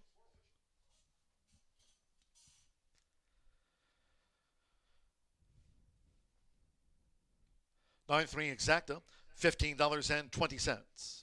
The 50-cent pick 3 on races 2, 3, and 4 returned $36.60. The 50-cent trifecta, 9-3-8, $11.95. 3-9 double paid $23.20. 10-cent superfecta, 9-3-8-1, $7.36. In the filly sprint, 6 and 7 were the non-runners. Favorite first. 7 ran, 103.83 after the running of race 4. To the 5th of 9 we go. In the next sprint, scratch 2, Me and Chili, and 3, Kingsbury Road. Scratch the 2 and 3 from the next one. Exacta, trifecta, superfecta, double pick 3, and start the Itoba, dollar late pick 4. Post time at 22 minutes at 4:26.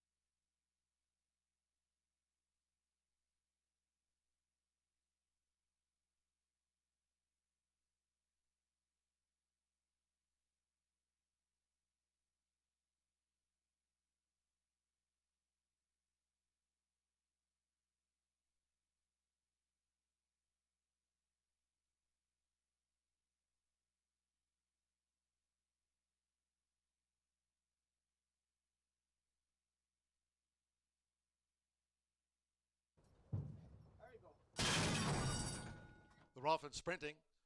Fast start for City Prayers right there, Hot Middles, and toward the inside here's Miss Candela going for an early attack for Fernando de la Cruz. From the rail, it's Miss Candela, who's taking a short lead from City Prayers. First one of 2025 for Wicked Vet, who's right there close with the red cap. Going past the half-mile pole, then a break to Hot Middles, with toward the inside Matoli's Secret. Hoosier Promise Orange in the Blue Hoops is running second to last and beaten for pace the Flint Express Trails. They round the far turn, 3 furlongs to go. The quarter fast, 21.62 seconds. Hot pace on Miss Candela as Wicked Vet starts a move now for Simmer Bermudez. Here's Wicked Vet, who's just about on even terms with Miss Candela as they turn for home together. With Hot Middles looking to pick them up now for Hannah Leahy, and City Prayers a wide fourth. Then Hoosier Promise, Madoli's Secret, and the Flint Express is yet to pick up, coming down toward the final furlong. Half was 44.84. There's Hot Middles, who's taken charge. Hot Middles is slipping away for Hannah Leahy. From Miss Candela, who battles Wicked Vet, then City Prayers and Hoosier Promise. Hot Middles, sharp, 1 by 6 from Wicked Vet, who just holds Hoosier Promise, then Miss Candela and City Prayers.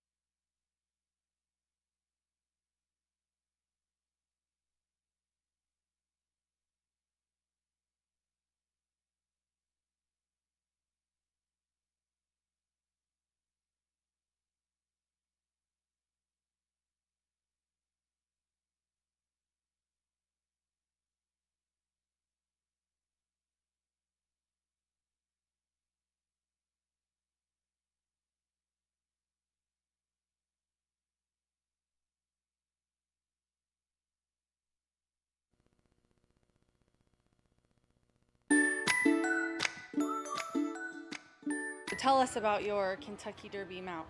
I mean, I got to be on the horse because Beckman brought the horse down to Turfway. He was planning eventually going to get the horse into the Derby, but I mean, you know, it's hard to get horses into the Derby, and he brought the horse down, and he always like always put me in horses in here in Horseshoe, and he got the thought to put me on the horses. He talked to the connection, and they approved, they agreed for me to ride the horse, and we get the job done. We got 50 points for the Derby, and we're in. So tell me about the horse. What's his temperament like? I think the horse is one of those horses that you can do like everything you want with him. He's very classic. He's very honest. I got the opportunity to jump on him before last Saturday, and he went out there to the track. He does everything perfect, like jog back, wrong way to the wire. He did everything like nice and easy, turning around, gallop, easy gallop.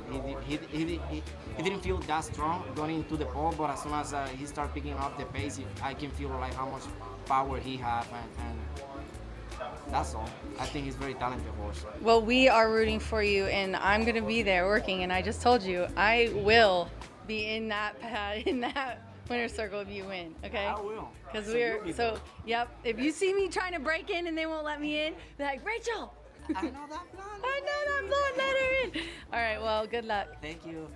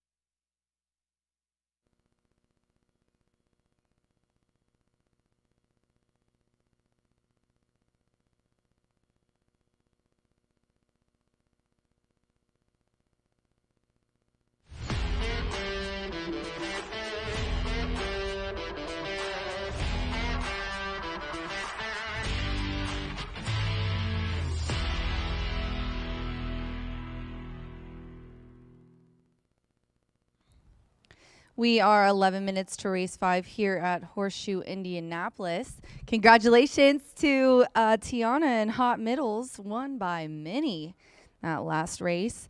Here in the 5th, we've got a 10-horse field right now. The 9 looks like the favorite there on the tote board. I'm going to go with Kingsbury Road in this race, looking for Fernando to get a double here in this Indiana bred, 3-year-old and up allowance optional, claiming for 6 furlongs.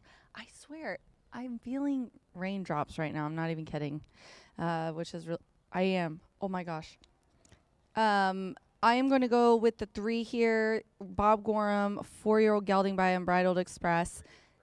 The 3 is scratched. 2 and 3 are out. Well, I got to switch it up then. Let's do 8, 7, and 9. I liked CJ Storm. The 10 also looks pretty good. So let's switch it up here to the 8, who is 9-2. I told you, I felt rain. Isn't that weird? Who is for Justice? Mitchell Merle. My man Mitchell needs to get in the winner's circle. Tim Eggleston is hot, obviously one of our leading trainers. 6 starts, 3 wins and a second. Look at this horse's speed figures: 83, 83, 76, 78. Every single race is just a decent one. 11 in the money out of 12. And the one time that wasn't the case was still lit up the board in the supers. So a lot to say about this one. And they're starting out nice and easy in the $16,000 allowance. Let's go now to the 7-1 right now. It is in my contract. I don't get rained on, and I am getting. This is weird. It's sunny. It's gorgeous. There's no rain in the forecast, and I'm getting hammered right now. Let's go now. 7-1. I really like Follow the Money. Can Ramos get a double? I think so. Klopp, obviously a one that's had a good start to the meet here. 78. In that last race, those were all routes and an 80, but still, even in some of the sprint races, they were pretty good, put up some nice numbers. This one's dropping down, though, back to the sprint distance, a little bit of a question mark, but I think a smart move for the beginning of the meet. And then, like I said, let's put the 9 in. It's the favorite at 2-1. CJ Storm. Burgess had a win yesterday. Haran a double. This one is co-owned by John Haran and ran a nice meet last year in 2024. A second and a couple of thirds. I think maybe didn't really get into a lot of the races that he wanted to, and even fourth in one of our stakes races. But other than that, a nice second in the allowance and a third in a very similar class. On October 16th, that was 1.70 miles. This one also running a sprint distance today. But at the distance, 1 of 3 wins and 7 times running a sprint, a win, a second, and 2/3. All right, ladies and gentlemen, as it starts a sunny day shower. My grandma used to say that when it was sunny and raining like this, the devil was getting married. So congratulations to him, an old granny's tale. 7 minutes to race 5. I'm going with the 8 on top. Good luck.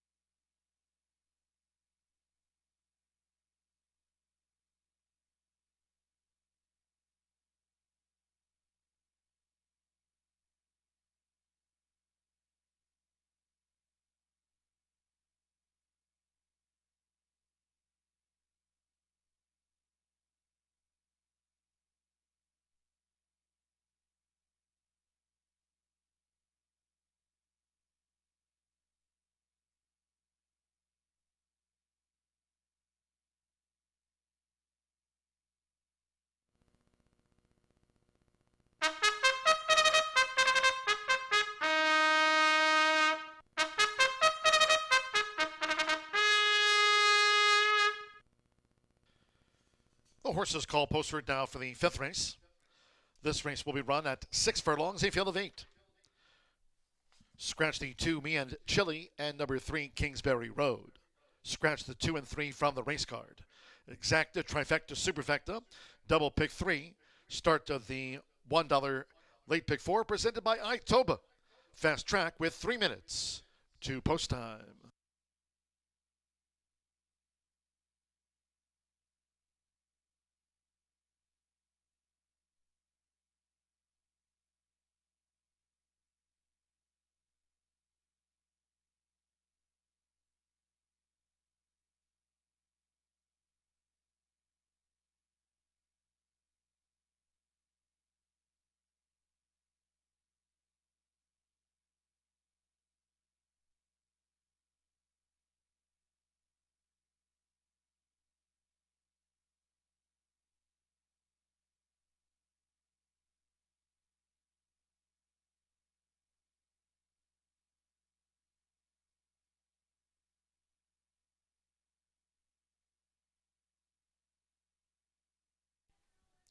Two minutes to post.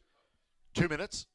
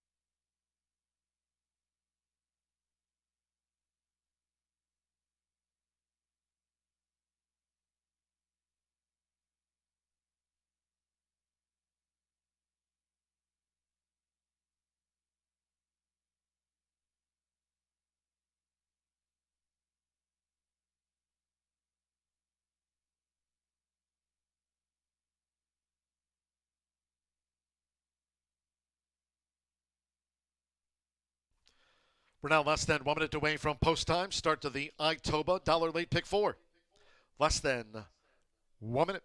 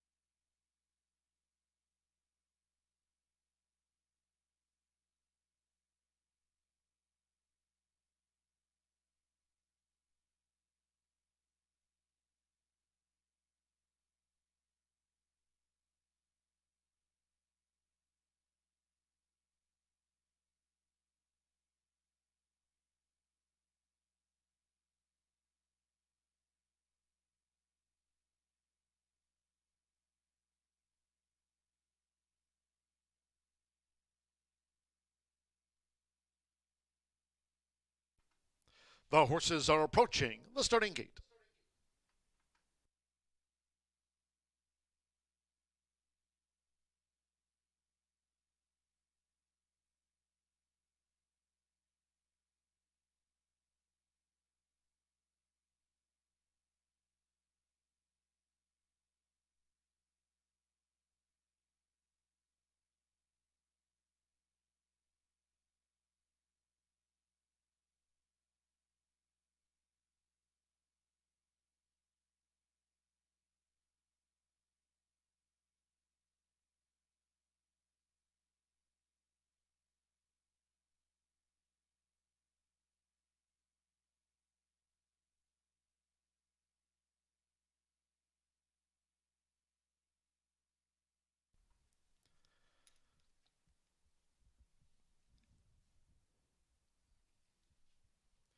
The horses have reached the starting gate. It is now post time. Loading Santo Sanjor, Knight's Move coming up to the rail draw.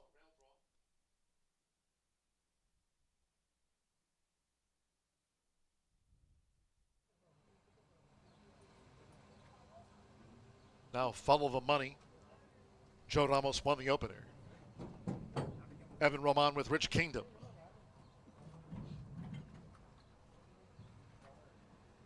Eight to 5 favorite. Who's for Justice? Mitchell Murrow for Tim Eggleston here in the sprint. Who's for Justice went in okay. Rafael Mojica Jr. with Amicable. Red, white sleeves. Alberto Burgos with CJ Storm. Marcelino Pedrosa Jr. partners Taillights. Green with the white diamond belt, so stand by. One more, Luis Contreras with Spot on Justice. They're in the gate. And they're off. Horse for Justice broke sharply. Right there, CJ Storm with, on the far outside, Spot on Justice. Nearest the inside, Follow the Money, and Taillights with the rail. For Mitchell Murrow, it's Who's for Justice, who went to the front. So first run since 2023 for Who's for Justice, who leads Spot on Justice with a black cap. Going past the half-mile pole, CJ Storm is wide and Taillights with the rail. It's break it 2 to Follow the Money, who's racing 3 lengths clear from Amicable with the red cap at the 3.5. And then further back to Rich Kingdom and Knight's Move. The quarter 22.10 seconds, inside 3 to go. And it's Who's for Justice, now being readily opposed by Spot on Justice, who's ranging up for Luis Contreras. And they take this confrontation toward the quarter pole with CJ Storm right there making 3-path progress as they turn for home. Taillights straightened away in 4th. Then Rich Kingdom with, in between horses, Follow the Money. Knight's Move from out of last and Amicable trails. Half mile 44.92. There's 1 furlong to go. It's Spot on Justice and CJ Storm, who had the run of the race for Alberto Burgos, has now taken the lead from Spot on Justice and is edging away near home. CJ Storm gets the result by just over 2. Spot on Justice was second, Rich Kingdom third, then Knight's Move, Taillights, Follow the Money, Amicable, and after leading early, Who's for Justice tailed off.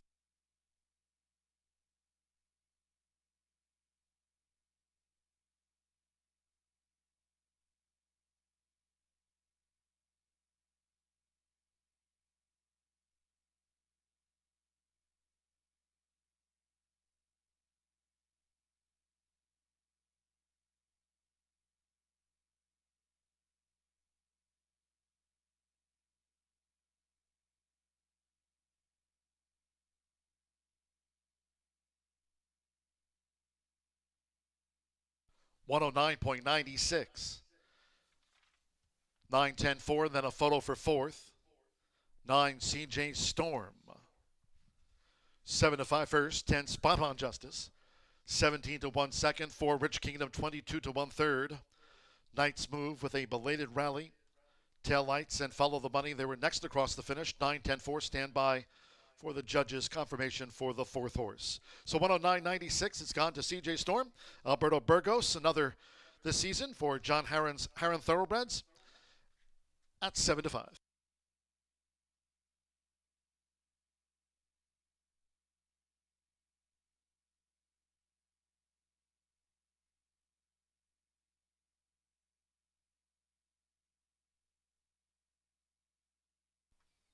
The judges have confirmed number 1, Knight's Move, 4th. 9, 10 for 1.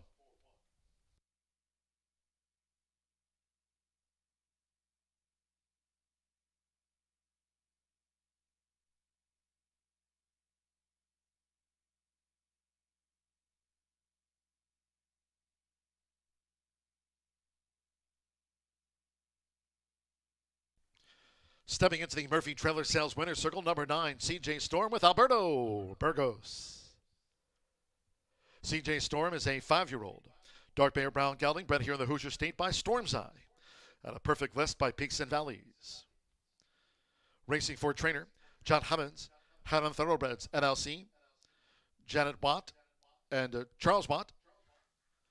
Horseshoe Indianapolis congratulates the winning connections. CJ Storm takes out his 5-year-old seasonal bow.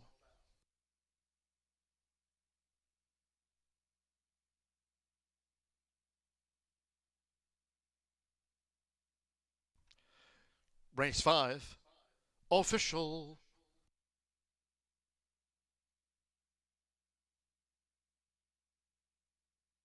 910 exacta, return $58.60. The 50-cent trifecta, 9-10-4, $93.75.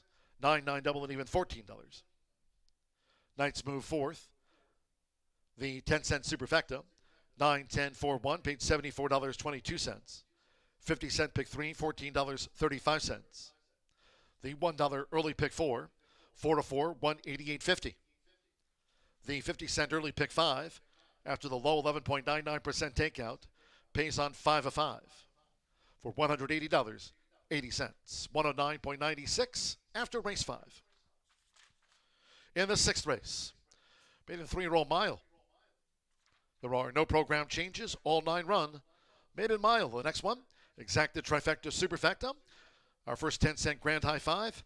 Pentafecta wagering on the maiden mile, double pick 3. Post time at 23 minutes at 4:59. Just a quick reminder to all of our Horseshoe Indianapolis faithful, no live racing here tomorrow. No live racing on Friday. First floor OTB open for simulcast wagering. Horseshoe Indianapolis Casino 24/7. No live racing tomorrow, Saturday, Sunday, nor on Monday. Next live race card will be on Tuesday, April 29th. Post time then at 2 p.m. Eastern. Coming up, a race replay of the Sprint.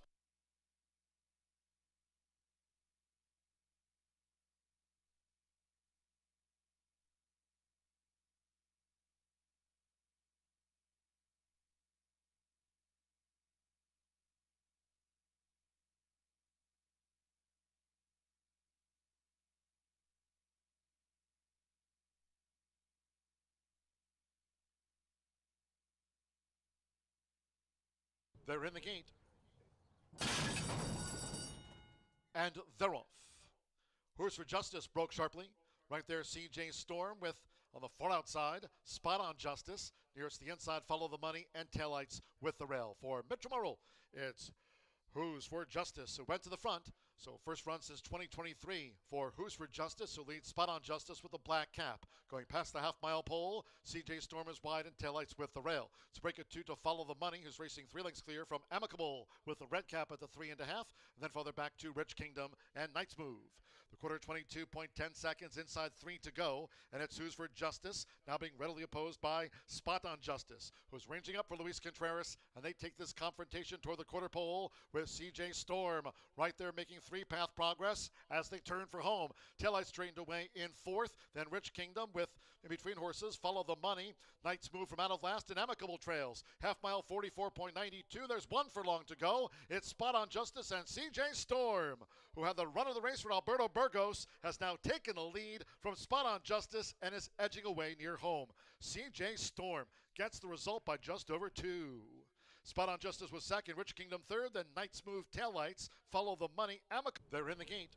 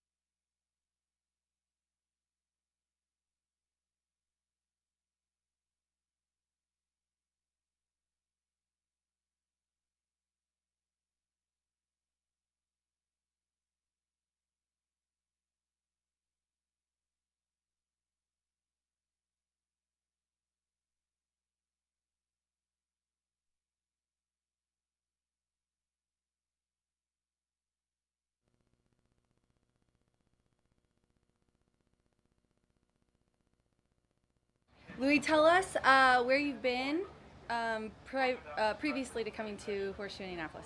Yeah, most of the time I ride in Woodbine, Toronto, in Canada, and winters I came to the States, and that's where I've been. Tell us your biggest, most proudest racing moment. Probably over there in Canada is the Queen's Plate. It's one of the Queen's Plate. Yeah, it's like. See, that's one. It's like the Kentucky Derby in Canada. Yeah. I got lucky. I win 2 ice already, and I got it. I won one year. I won the Triple Crown by myself with 2 different horses. Oh, that's so amazing. So. And what would you say? What kind of rider are you? What's your favorite surface?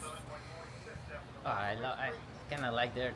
I've been in poly track most of the time over there in Canada. Mm-hmm. But I really love the surface here, and I think it's great on horses, and it's different feeling from poly track. After Kentucky Derby, we're gonna ride on the turf. I can't wait for you to experience that. Yeah, look, turf looks really, really good. It does look good, doesn't it? Yeah. So I'm excited to try to go around and.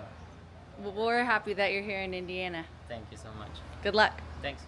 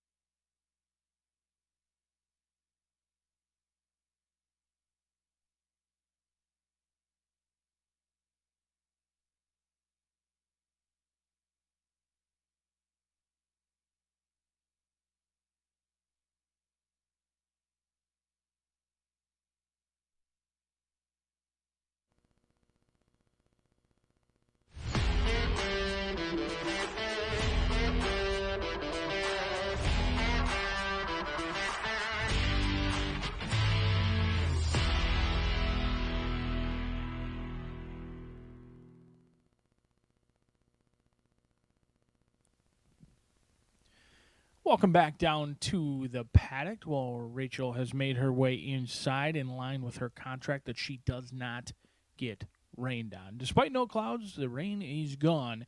And yet one of those pop-up showers you'll hear us talk about all through the 2025 meet. Pop-up showers. Thankfully, the track crew did a great job. We're still fast.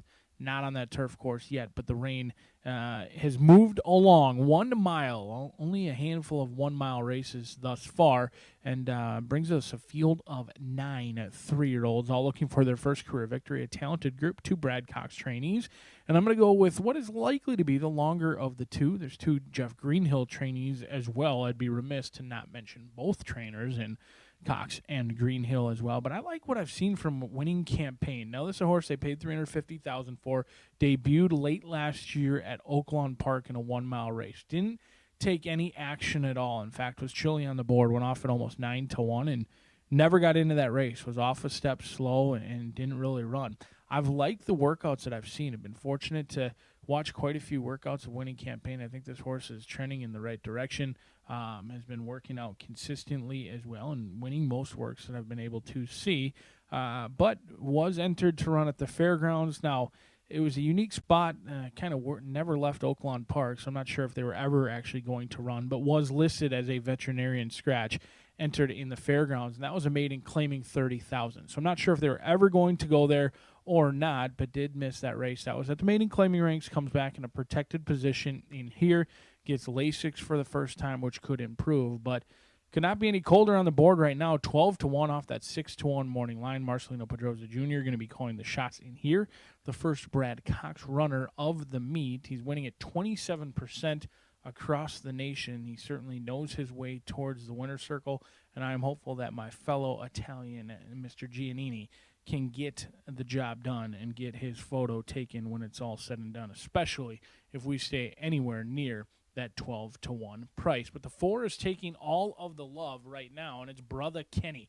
Not Brother Kenny, Brother Kenny, with the hard A at the end. Brother Kenny with Joe Ramos and Bill Morey in here. The 3-year-old son of Motown is 0 for 6, does have a second and a third place finish to his name, but he's been running in those restricted stakes, restricted maiden special weight over at Churchill Downs and Turfway Park. He's shown speed, hasn't shown the ability to have much finish. But in a race like this, I want to be near the lead, and I think Brother Kenny can do just that. 7-2, he's projected to go off as low as 2-1, and he's been working out very quickly in the morning. I don't say it very much, but the times are quite impressive, actually. Turfway Park, sub 48, 47 flat, second best of 56. That is very quick over at Turfway. And then turned right around just 6 days ago with a 59, a bullet, best of 29. So Brother Kenny's feeling good. We'll see if the dirt is a factor or not, but he's the one to catch the cash, and the bettors have sniffed him out as well. 3-1 on the board. The 5 is Fletcher Bay for Godolphin, wearing the classic Godolphin silks, a homebred for them.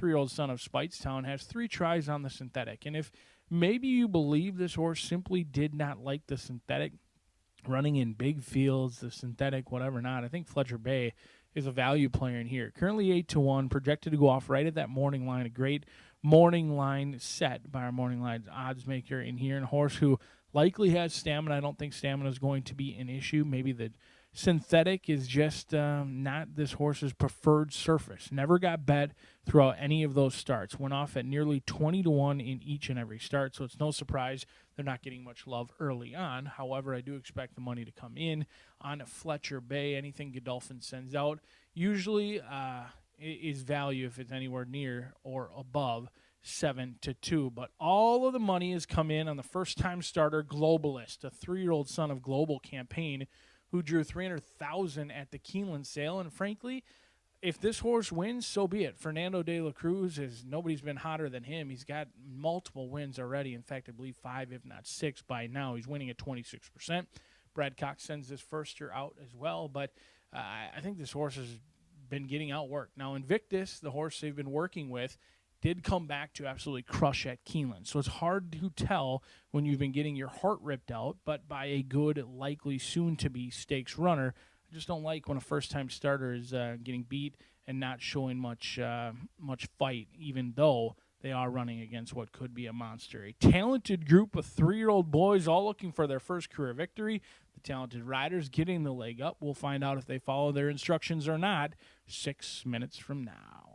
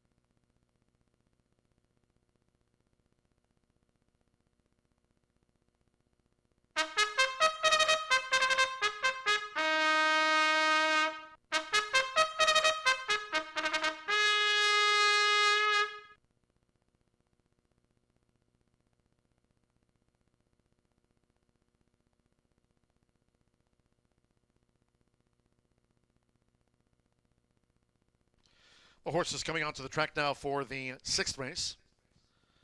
This race will be run over the mile. A field of 9 in the maiden mile, no changes. Exacta, trifecta, superfecta, 10-cent pentafecta wagering, double pick 3. Less than 5 minutes. 2 post time.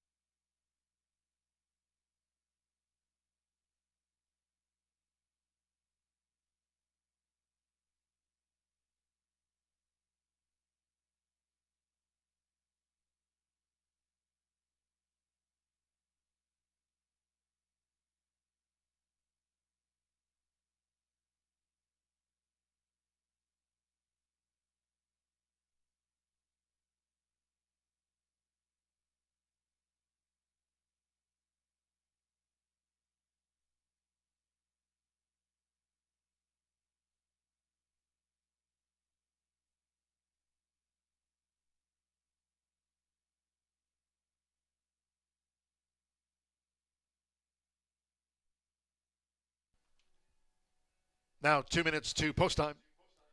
2 minutes.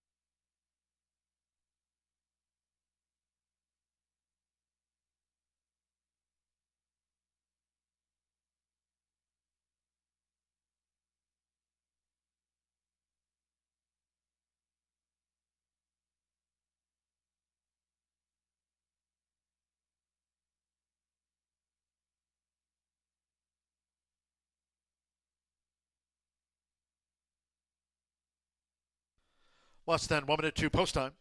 The horses are approaching the starting gate. Going down to the mile start for the maiden.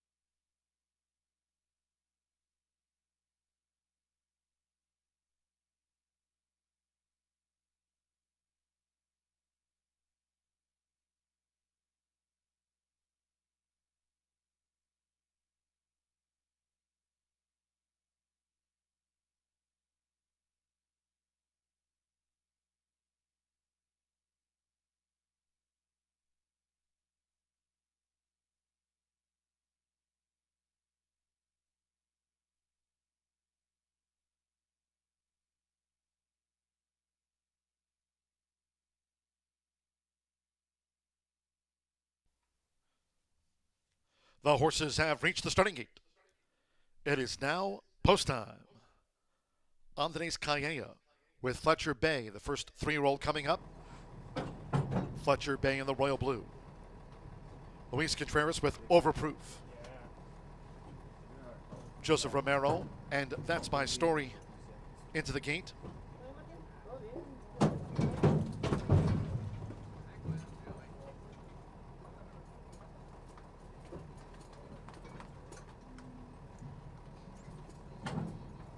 Santo Sanjor with Legend of Bobby C. Overproof joined. Now Fernando de la Cruz, Globalist, making his bow here at Horseshoe Indianapolis today. Over the mile.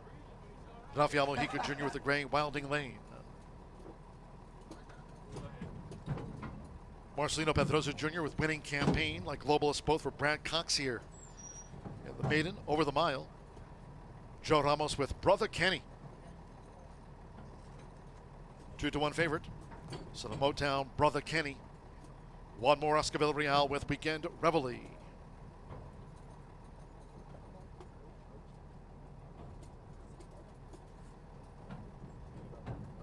They're in the gate. They're off. Overproof broke sharp.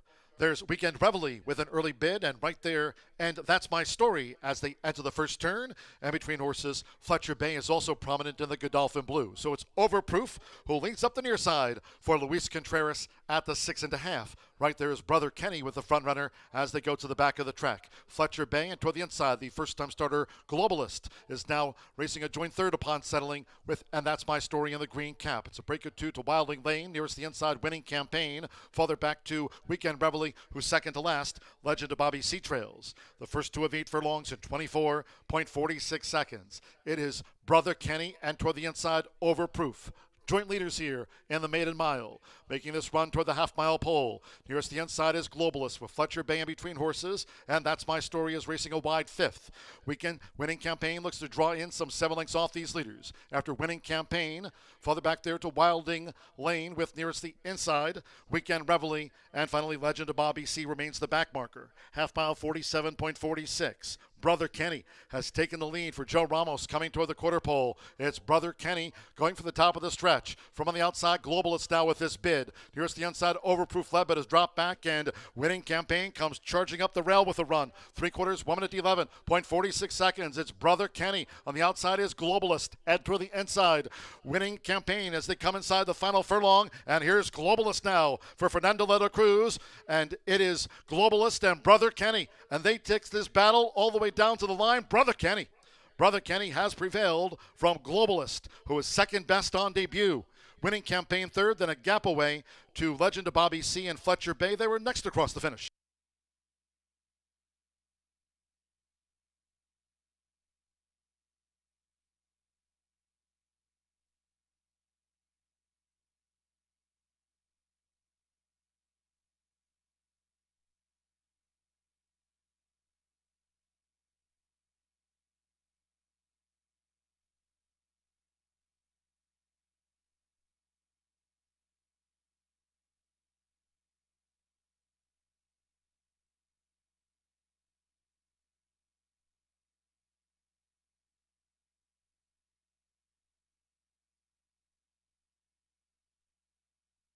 136.74 after the maiden mile. It was 9-5 on 4 Brother Kenny. 2-1 on 4 Globalist. 8 winning campaign at 5-2. Standing by for the full run order after the maiden 3-year-old mile in race 6.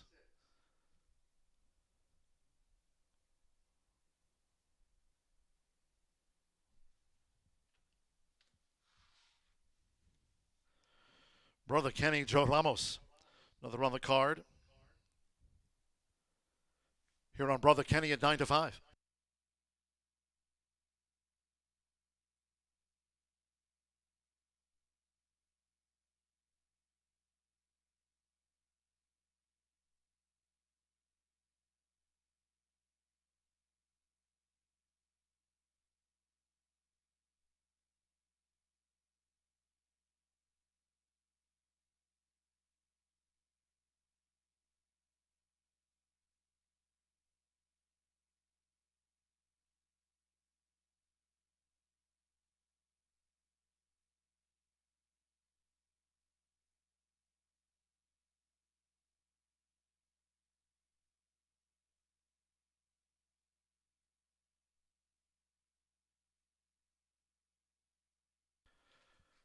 The judges have posted number 8 winning campaign at 5-2 third, 5 Fletcher Bay, 7-2 fourth, and 1 Overproof at 7-1, just getting into the pentafecta.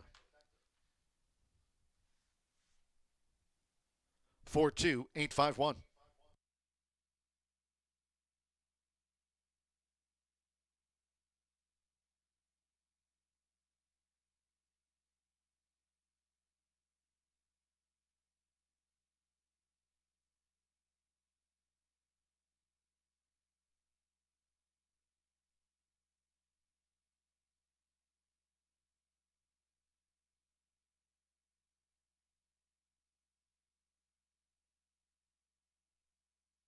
Race 6 official.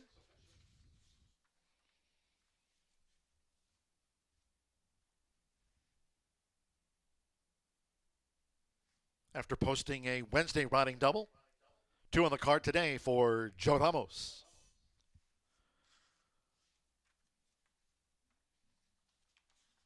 Well, the first of the day with Dowie. Here on 4, Brother Kenny. 3-year-old Dark Bear Brown Gelding. Bred in Kentucky by Motown. Out of Ramori Princess by Northern Fleet. Bill Morey trains for Lance Kinross and Steve Kinross. Horseshoe Indianapolis congratulates the winning connections of Brother Kenny. Out to the maiden 3-year-old ranks. 4-2 Exacta, $28.20. Overproof over Legend of Bobby C for 5th. 10-cent Pentafecta, 42851, $36.72. 50-cent Trifecta, 428, $23.05. 94 double, $13.40. Fletcher Bay, 4th. 10-cent Superfecta, 4285, paid $11.26. In the maiden favorite first, all 9 ran, 136.74 after the maiden mile.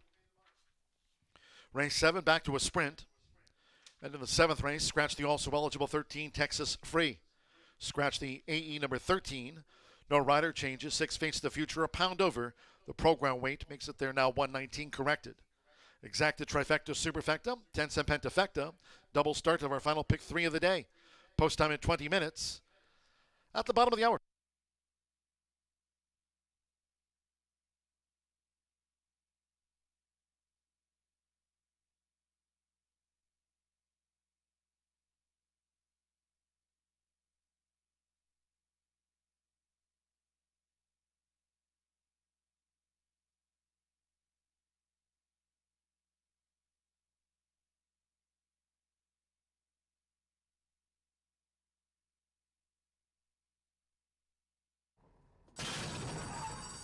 They're off. Overproof broke sharp. There's Weekend Reveille with an early bid, and right there, and that's my story as they enter the first turn. And between horses, Fletcher Bay is also prominent in the Godolphin Blue. So it's Overproof who leads up the near side for Luis Contreras at the 6.5. Right there is Brother Kenny with the front runner as they go to the back of the track. Fletcher Bay, and toward the inside, the first-time starter Globalist is now racing a joint third upon settling with And That's My Story in the green cap. It's a break of two to Wilding Lane, nearest the inside, Winning Campaign. Farther back to Weekend Reveille, who's second to last. Legend of Bobby C trails. The first two of 8 furlongs in 24.46 seconds. It is Brother Kenny, and toward the inside, Overproof. Joint leaders here in the maiden mile, making this run toward the half-mile pole. Nearest the inside is Globalist with Fletcher Bay in between horses, and That's My Story is racing a wide fifth. Weekend Winning Campaign looks to draw in some 7 lengths off these leaders. After Winning Campaign, farther back there to Wilding Lane with nearest the inside, Weekend Reveille, and finally Legend of Bobby C remains the back marker. Half-mile 47.46. Brother Kenny has taken the lead for Joe Ramos coming toward the quarter pole. It's Brother Kenny going for the top of the stretch. From on the outside, Globalist now with this bid. Nearest the inside, Overproof led, but has dropped back, and Winning Campaign comes charging up the rail with a run. 3/4, 1 minute 11.46 seconds. It's Brother Kenny. On the outside is Globalist. And toward the inside, Winning Campaign as they come inside the final furlong. And here's Globalist now for Fernando Ledo Cruz. And it is Globalist and Brother Kenny. And they take this battle all the way down to the line. Brother Kenny has prevailed from Globalist, who is second best on debut. Winning Campaign third, then a gap away. They're in the gate.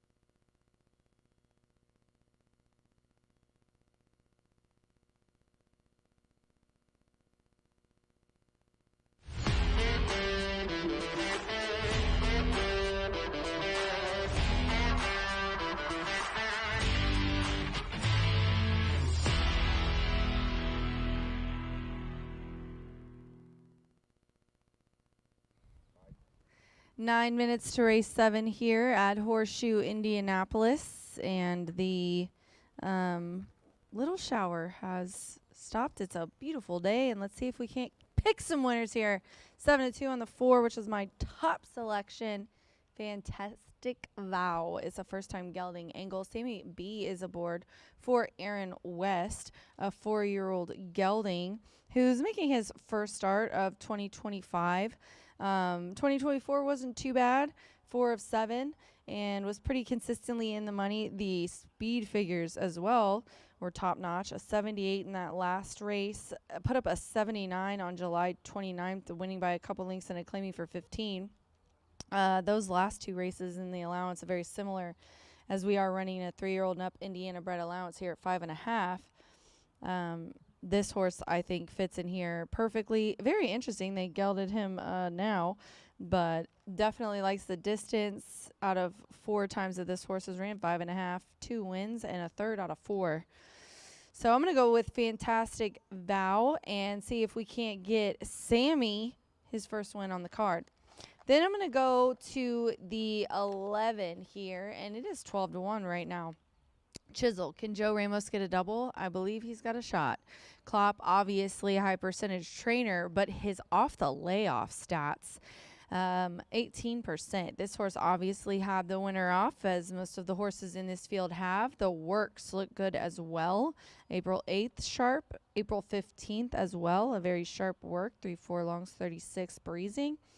However, the route races were the majority that this horse has ran. Couple of turf races. It seems like he's a pretty versatile guy, though. I mean, consistently in second or third. I know probably Klopp would say he doesn't like to win, but 1 of 16 ain't bad, or 1 of 16 isn't good, but his in the money stats are really, really not bad. So I like 11 Chisel as well. He's kind of got a sit back and wait kind of racing style, whereas the 4 has some early pace, which I think has definitely been holding up. So let's round it out here with the 6, and the 6 right now is 11-1 on the tote board. Face the Future. Joe Rocco is up for Danny Simpson, and this 3-year-old gelding has had a couple months off. Danny had him in fairgrounds. Danny's here today. You see him there saddling. He's been at the fairgrounds all winter where they were at. This horse broke its maiden in December by 6 lengths with Mitchell up. Put a 87 up. This horse is a gorgeous bay and does have some nice speed figures. Then went into a very tough allowance, didn't do much, and another starter optional claimer. I think this guy fits in here. It's a Justice bred as well. And here in Indiana, if you see Justice bred horses, you got to give them a tout. I think that this horse also, if you notice in the running lines, hopped up at the start and kind of missed it there off slow. He gets Joe Rocco today, making his 5th lifetime start, and has shown some early speed, especially at maiden breaking win. See if we can't get him to run back to that level. I'm sure Danny's got him running. I'm sorry, Daniel Simpson. I used to work with him back at Hoosier Park, so he's Danny to me. 4-11-6, Fantastic Vow is my top selection in the 5-2 favorite. Good luck.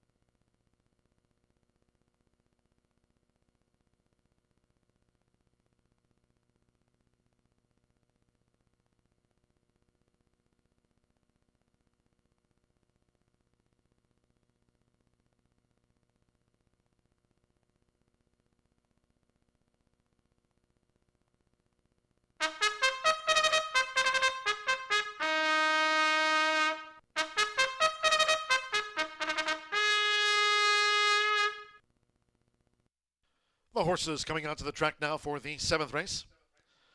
This Indiana bred sprint over the 5.5 furlongs, a field of 12.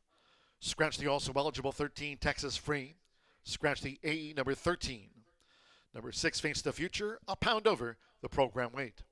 Exacta, Trifecta, Superfecta, 10 cent Pentafecta, double final pick 3 on the card. Parading with 2 minutes to post time. 2 minutes.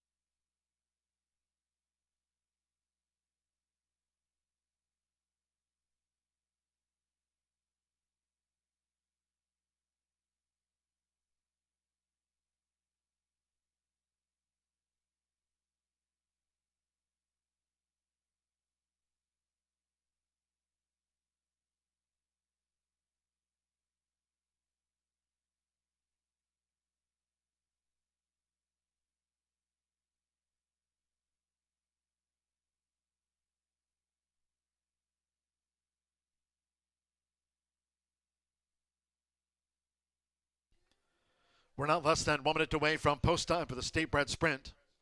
Less than 1 minute.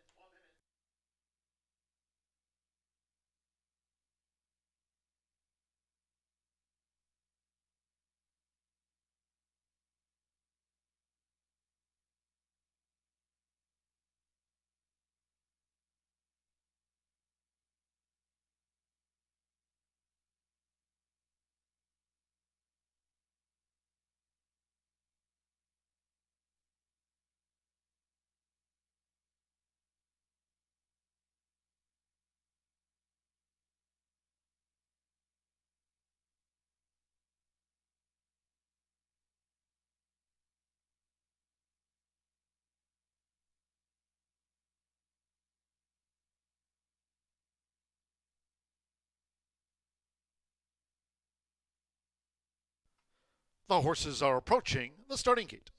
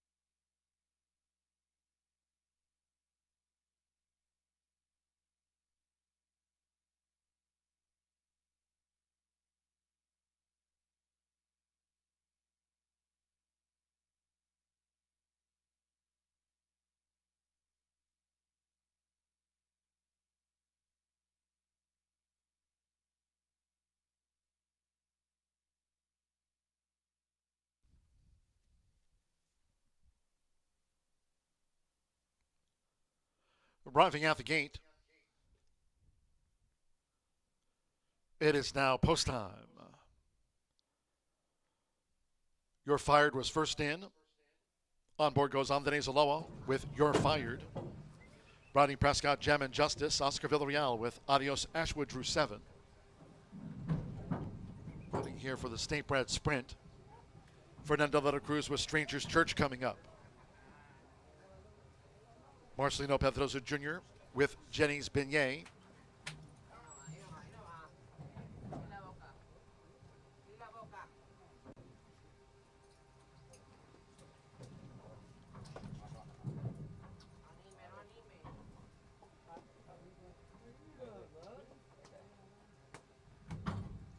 Now Stranger's Church has gone all in at 13-1.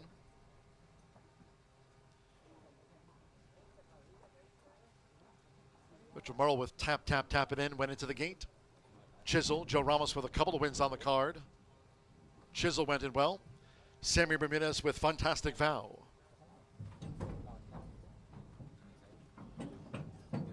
Mike Cyclone. Alberto Burgos on the Thursday score sheet here at the shoe. A couple of them back at the 5.5. Joe Rocco Jr. with Face the Future, like Stranger's Church. Both for Danny Simpson and Louis Roussel III's Silks. Face the Future went in okay, so stand by one more. Sando Sanjor with El Amicio Ocano to make up the Indiana Bred 12. They're all in line.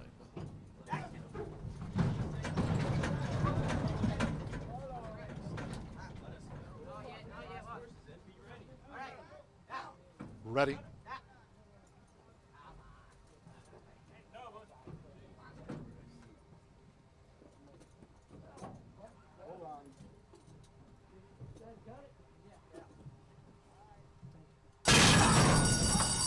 And they're off.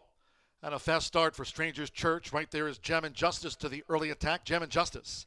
From the rail for Rodney Prescott has taken the lead from sharp starting Stranger's Church, who pursues. You're Fired is right there with Fantastic Vow and Face the Future, 5 abreast as they go past the half mile.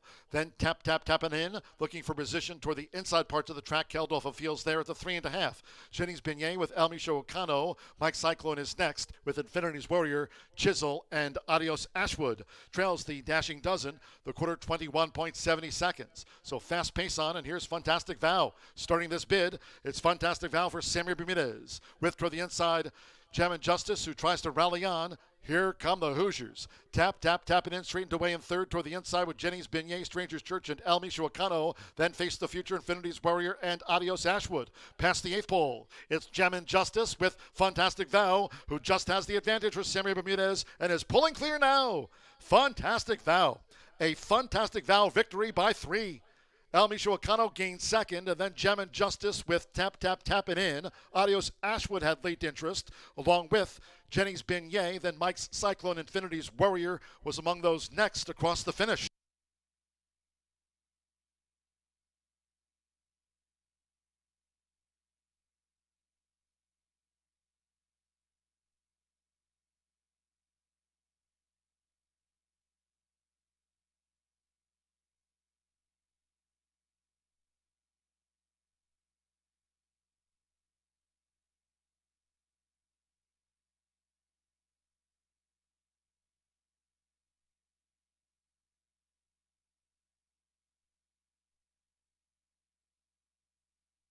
103.83 after the sprint, 4:12, and then a photo for third, fourth, and stand by for the fifth. Number 4, Fantastic Vow at 3-1 first. 12A, Lichio Okano at 21-1 was second. The judges calling for photographs, and behind to the top two. Sammy Bermudez for Aaron West, Joe Winters. First run of 2025 for the 4-year-old Fantastic Vow at 3-1. The second choice takes out the sprint.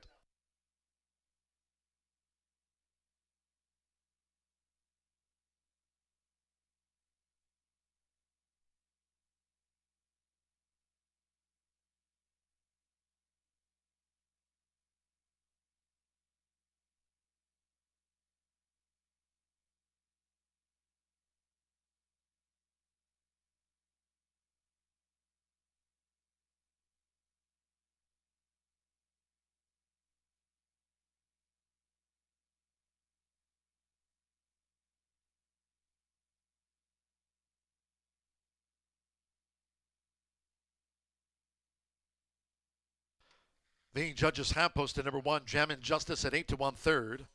10, Tap Tap Tap It In, 4-1 fourth. And 7, Adios Ashwood rallies into the grand high 5. 4-12, 1-10, and the 7 fifth.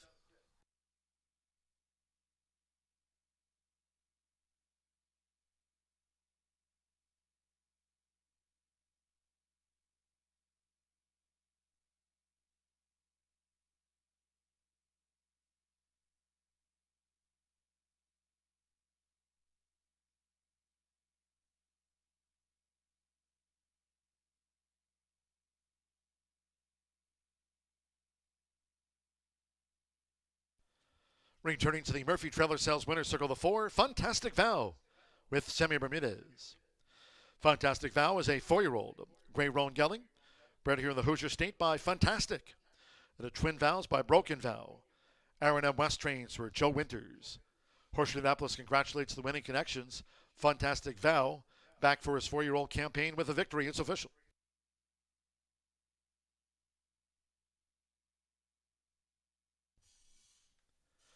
$412 exacta, paid $110 even. The 50-cent trifecta, $412.1, returned $273.80. 4-4 double, $17.40. 10-cent superfecta, $412.110, $545.46.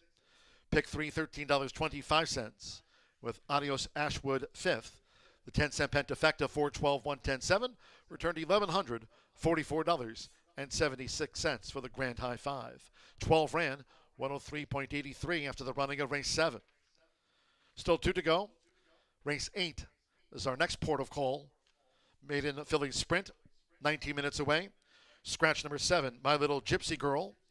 The 9, Michelin. The 14, Quibble. 15, July 4, and 16, No Self-Control. Scratch the 7, 9, 14, 15, and number 16. The 13, Cloudy Star draws in the junkie Marcelino Pedrosa Jr. Marcelino Pedrosa Jr. on 13, Cloudy Star debuts. And the 5, Echo Vision, 1 pound over the listed program weight. In the 9th, quarter horse dash over the 300 yards to close out the card and week. In the 9th, scratch the also eligibles. 11, Beach First. 12, Lot of Night Rides, and 13, Super Javi. Scratch the also eligibles. The 10, Cigar on the Beach, the jockey there, Francisco Quintero on 10, Cigar on the Beach. Fast Track, Exacta Trifecta Superfecta. 10-cent pentafecta, and start to the late double. Post time for the 8th race, just past the top of the hour at 6:01.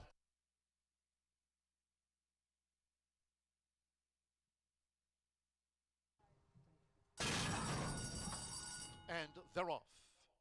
And a fast start for Strangers Church. Right there is Jammin' Justice to the early attack. Jammin' Justice from the rail for Rodney Prescott has taken the lead from sharp starting Strangers Church, who pursues. You're Fired is right there with Fantastic Vow and Face the Future 5 abreast as they go past the half mile.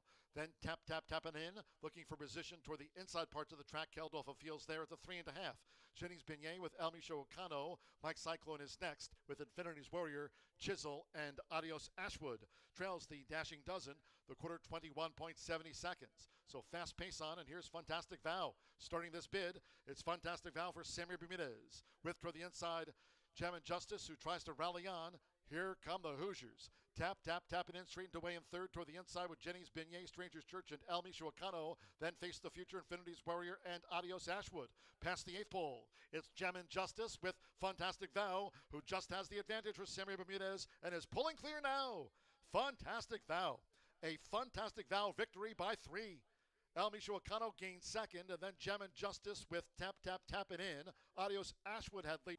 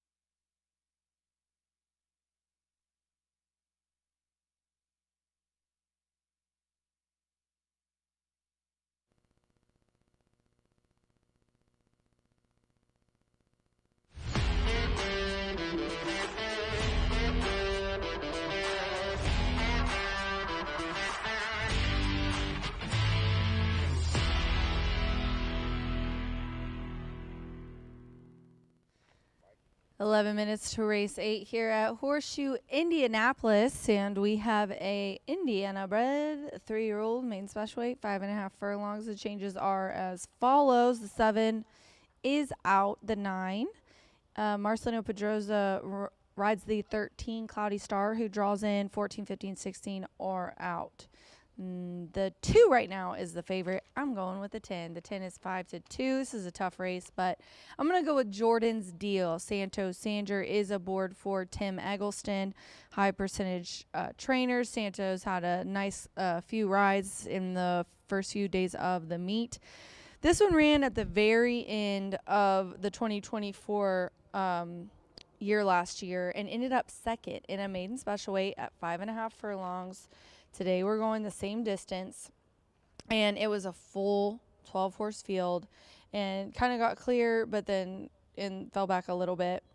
This horse set the pace and I think showed very nice early speed, and hopefully we can get the same out of him, but it is a big field and he is on the outside of, there's 3 horses, 2 is outside, but he's still pretty far out there, which is also kind of hard to do. But we saw the 16 win yesterday, so I just really think that this one's got a good chance. She's a 3-year-old filly by Maximus Mischief as well, and she's adding Lasix for the first time. So that nice second place finish was run without Lasix, and we're adding it today, so could really open up. It's a lot of them are adding Lasix today as well, so. The 6 is 10-1 on the tote board. G-Force Jimmy. G-Force Jimmy gets Sammy Bermudez, who, congratulations, he just won that last race for Aaron West. He's riding in this race for Eric Foster. The sire, Echo Town, does hit at 24% with first-time starters. And the Dam by Quiet American, Miss America Birdie, 8 winners from 8 starters. Straps good babies. This is a first-time starter.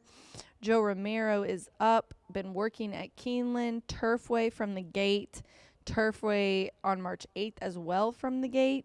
Let's see what she thinks about the Indiana Dirt. I think she's going to like it. Oh my gosh, no, that was Echo Vision. Sammy B is up for Tony Cunningham. Let me start over, guys. They're both very close to each other.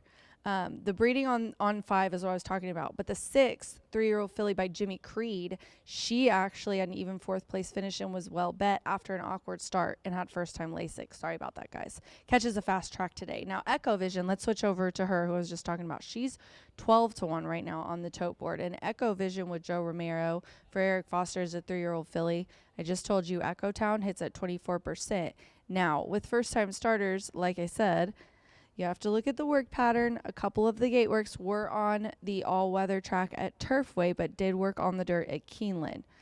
So I was kind of reading for the 6 there, or for the 5 during the 6. But I like G-Force Jimmy, Echo Vision to round out my try. And on top, I have the 10. Now 2-1. You guys, I guess everybody has to listen to me.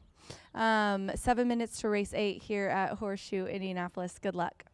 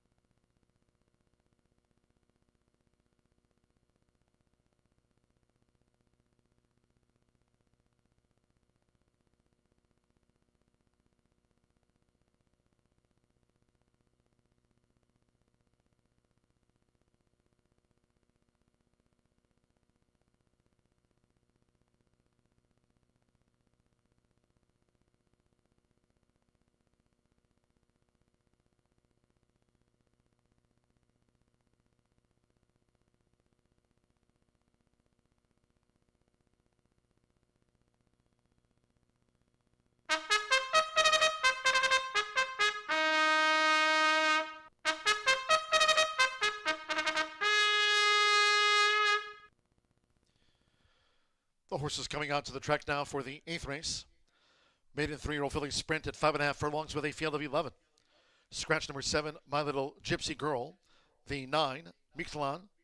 14, Quibble. 15, July 4. And take out 16, No Self-Control. Scratch 7, 9.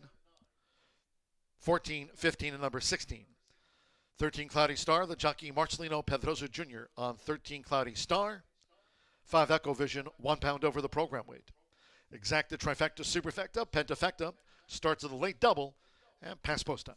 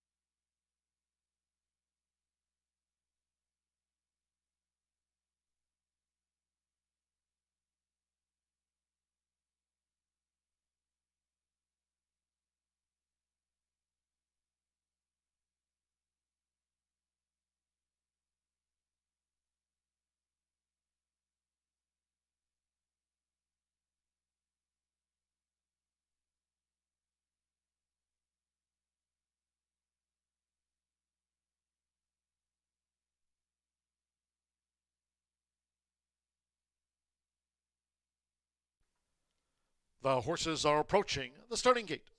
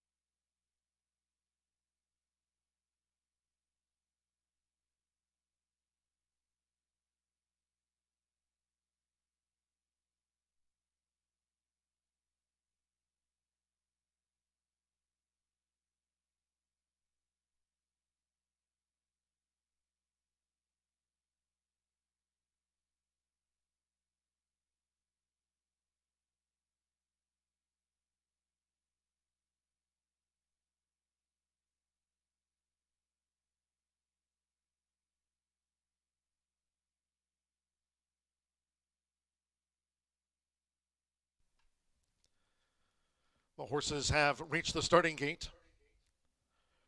Loading for this maiden 3-year-old fillies dash. Luis Contreras with Fancy Is My Name. G-Force Jimmy, Samuel Bermudez riding for a double on the card. First time starter Daddy's Dreamin'. Joe Ramos on a riding double. Jose Gutierrez with Luna Lena coming up. Daddy's Dreamin' 9-5 favorite. Sando Sanjo with Jordan's Deal. Jordan's Deal, Daddy's Dreamin' both 8-5.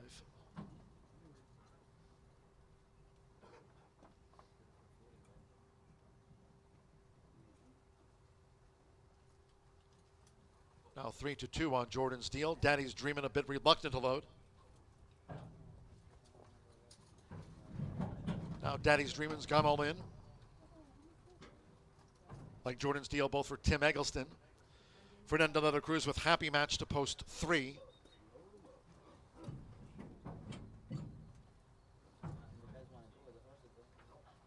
Alberto Burgos, Temple Painter coming up. Evan Roman with Sound the Siren. Here's the drone view. At 5.5 furlongs here. Joseph Romero with Echo Vision drew 5. Just a couple of them back.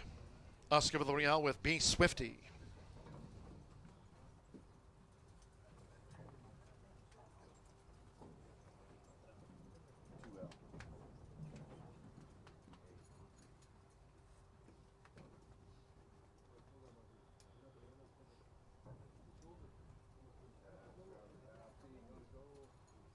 $27-1 on B. Swifty.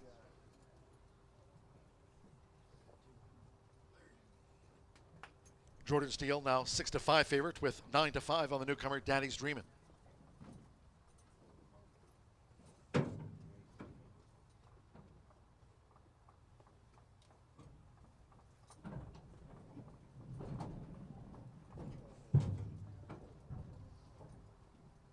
Now B. Swifty has joined up.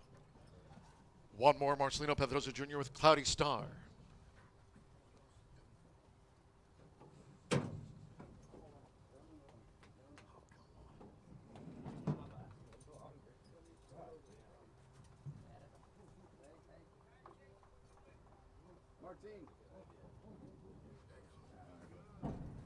They're in the gate. And they're off. Jordan Steele blasting away. Good speed from Temple Painter with the white cap. Echo Vision is right there with G-Force Jimmy outrunning in 4th as they make this dash toward the half-mile pole.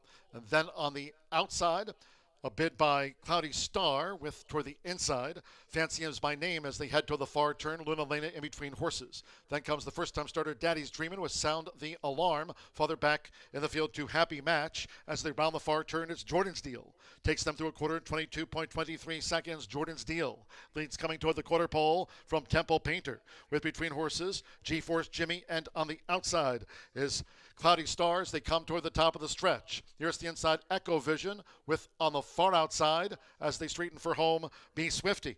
Into the stretch, it's Jordan's Deal. Temple Painter charging hard on the outside. So Temple Painter's nosed in front of Jordan's Deal with just over a 16th to go. G-Force Jimmy continues to bear down on them. And here's G-Force Jimmy for Samuel Bermudez to the inside Temple Painter. A driving finish to G-Force Jimmy. G-Force Jimmy on the wire with Temple Painter. Photo finish. Jordan's Deal was 3rd. And then Happy Match and Daddy's Dreamin'.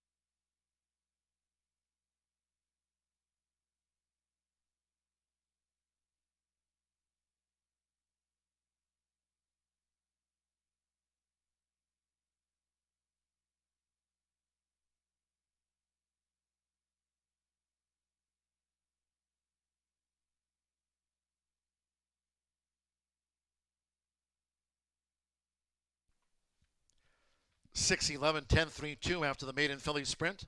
104.106. G-Force Jimmy. 10-1 first. 11 Temple Painter. At 8-1, did not miss by much. 10 Jordan's Deal at 6-5 third. 3 Happy Match. 16-1 fourth, and 2 Daddy's Dreamin' at 9-5 into the Pentafecta. Sammy Bermudez. Here for Tony Cunningham, it's G-Force Jimmy at 10-1.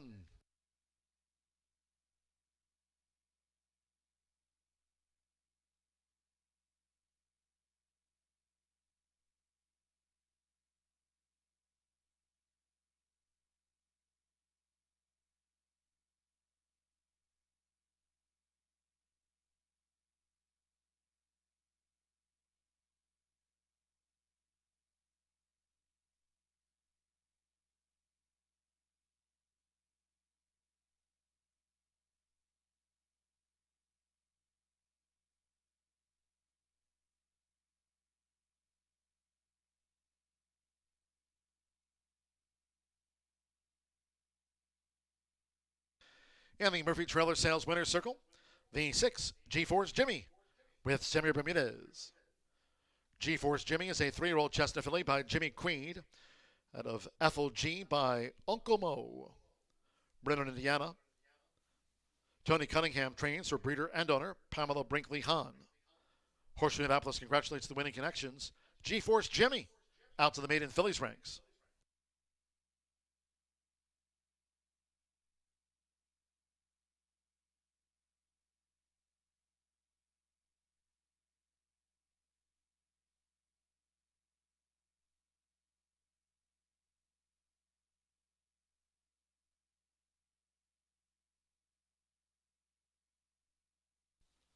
Racing official.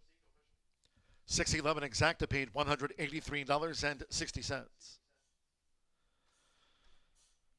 50-cent trifecta, 6:11.10. Returned $138.85. 4-6 double and even $121. Happy Match fourth. The 10-cent superfecta. 6:11.10.3 paid $218.44. 4-4-6, 50-cent pick 3, $89.70. Result of the $1 Itoba late pick 4. 404, $400, $97.80. The 50-cent late pick 5, 5 of 5, $769.40. And with Daddy's Dream in fifth, the 10-cent Pentafecta paid $535.15. 11 ran in the maiden fillies, 104.10. Ninth race closing the card in 15 minutes time with a quarter horse dash over the 300 yards. Scratch. The also eligibles 11 Beach First, 12 Lotto Night Rides, and 13 Super Javi. 10 Cigar on the Beach, the jockey Francisco Quintero rides 10 Cigar on the Beach. The 2 HF Gestrino 5 pounds over. Exacta Trifecta Superfecta, there's a carryover. And the 10-cent quarter horse Grand High Five. That Pentafecta carryover here on the finale, $2,860 for the quarter horse Grand High Five carryover. 6:30 post time.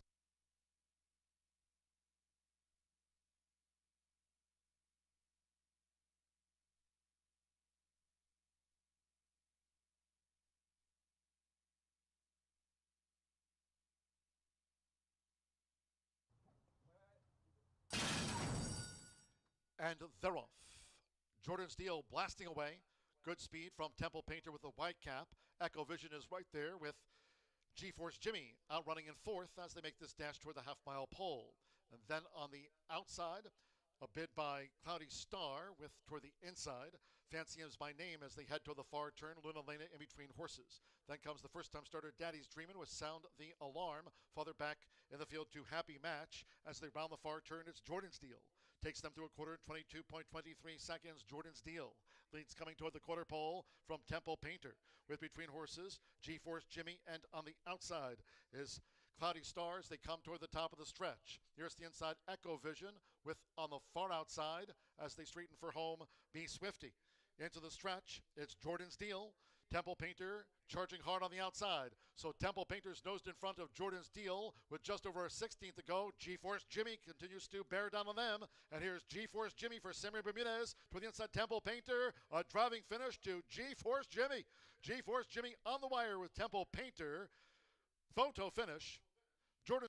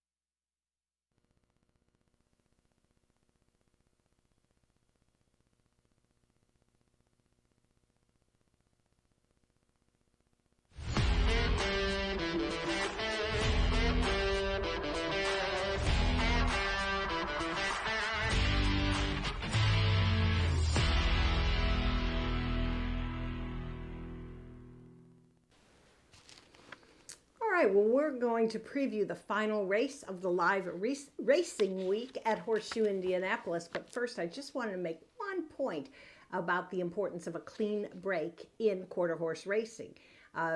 Very evident yesterday in our finale, in which Mercy I'm Hot broke pretty well, but that unfortunately took a right-hand turn and impeded several of the rivals. Now, she was disqualified, placed last, rightly so, but don't give up on her in the future, because with a little bit of training, perhaps an equipment change, just maturity, you're going to see her back. And to tell you the truth, I think she's going to emerge much better as a result of that mishap. All right, now we're going to go to the paddock and take a look at today's field. This is our first allowance race of the season, 300 yards for registered Indiana breds, 3, 4, and 5-year-old. We do scratch the 11, 12, and 13, but still have a nice field of 10 to discuss. All right, my top selection is going to be number 1, and that's Rock Hard Love, a 4-year-old son of PYC Paint Your Wagon out of a FDD Dynasty mare, making his 10th career start here for 2-time leading conditioner Tony Cunningham. Should be ready for this after 2 runner-up finishes last month, $24,000 allowance races at Sandy Ridge at the Red Mile. That's that track in Kentucky that precedes us and has always been a good harbinger of things to come for horses. And they get 1 or 2 starts under their belt before they begin Indy, and it's been pretty formative. All right, so Sandy Ridge at the Red Mile broke from the rail in the last race under jockey F. Danny Martinez. So in all fairness, that bodes well, too, that the horse has been able to handle the inside post.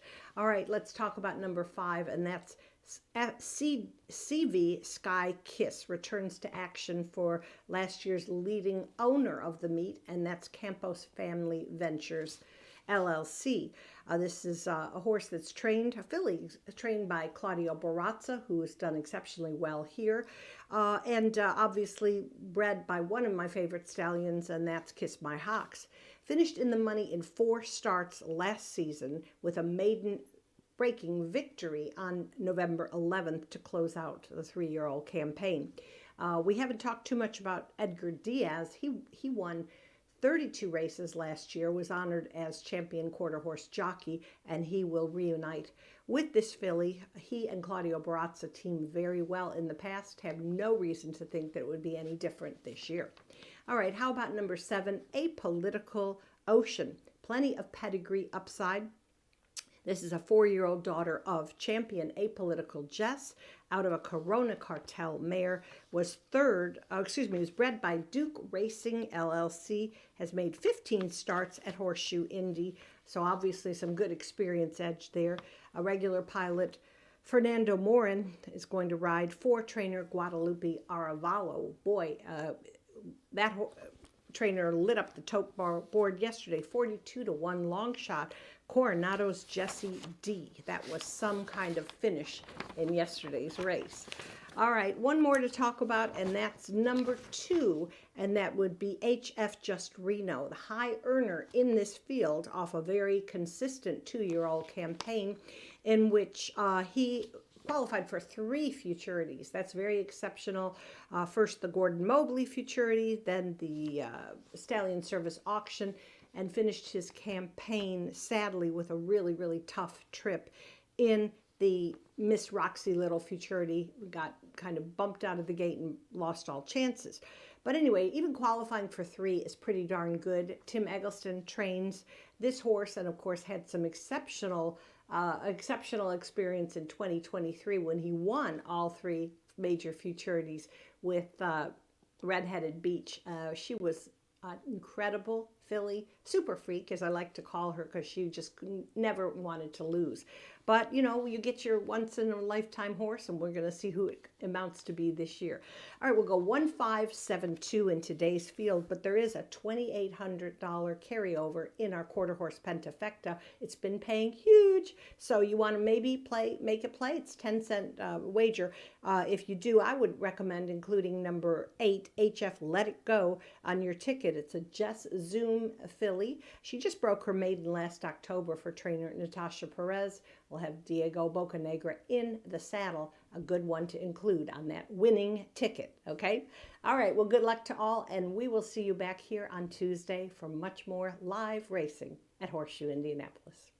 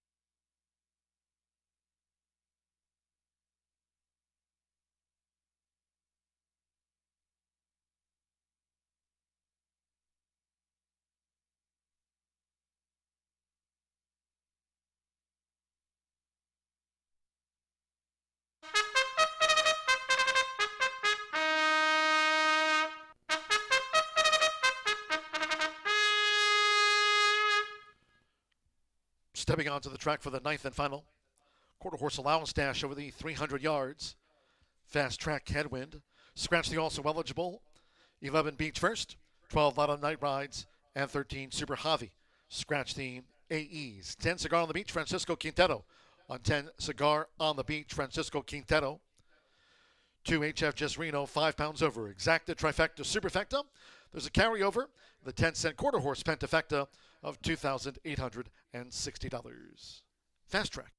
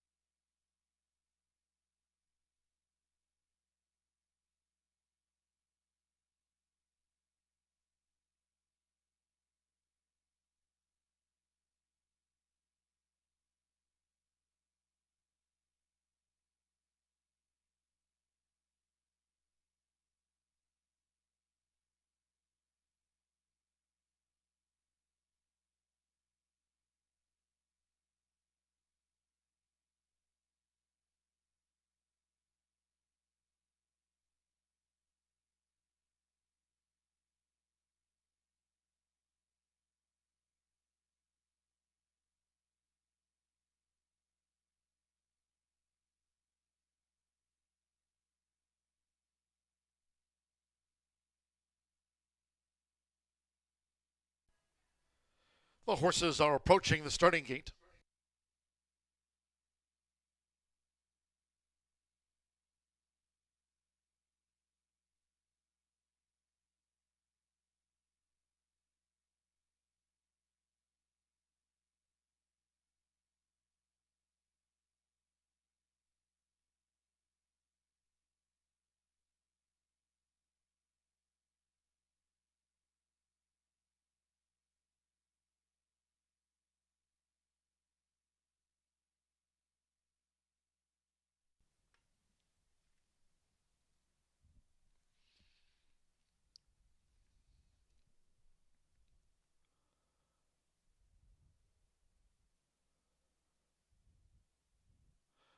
The horses have reached the starting gate. Loading here for the finale. Grano de Oro.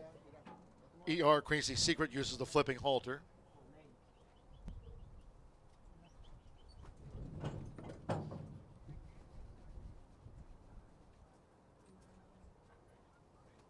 AP Tempting Blue Eye. Apolitical Ocean joins up.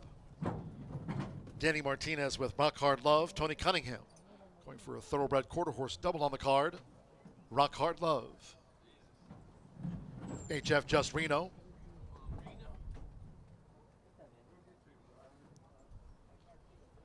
Effie Houdini stepping up.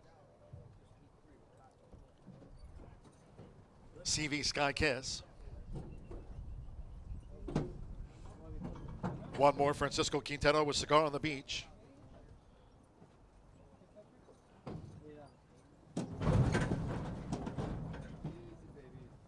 Tuesday post time when racing resumes, 2:10 p.m. Eastern. Here over the 300 yards. Fast track. Showers now dot the landscape with a headwind. And up comes Cigar on the Beach. All in.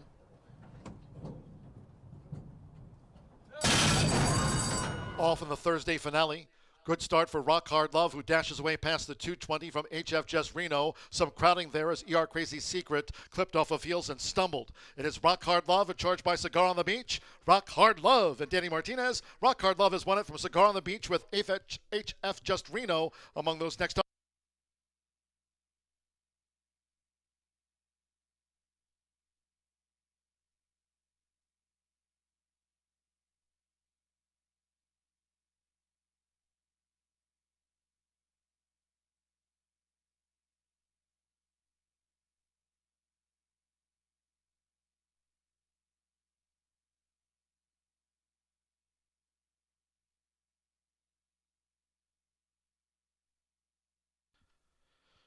One Rock Hard Love, 2-1 first, then photos, inquiry into mid-stretch of the quarter horse dash. Stewards inquiry, hold all tickets until official.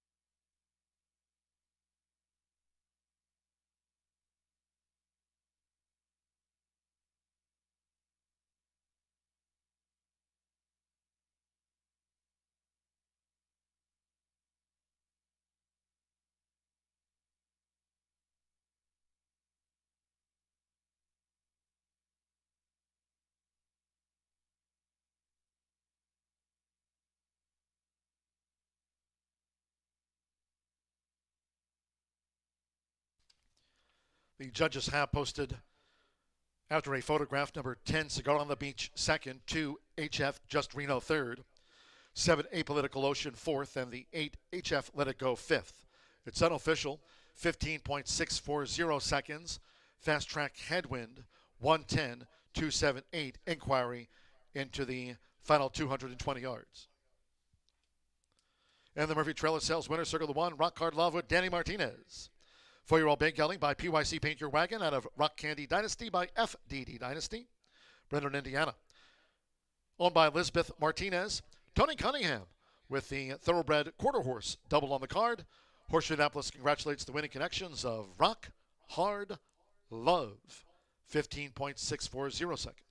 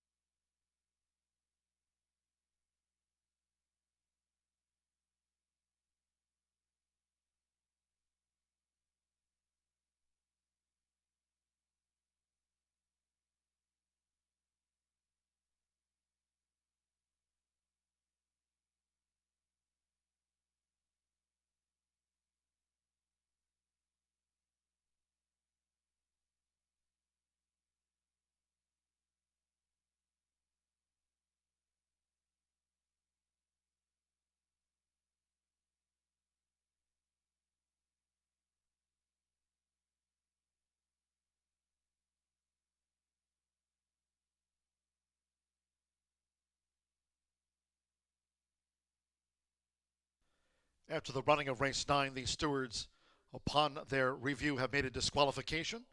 Number 2,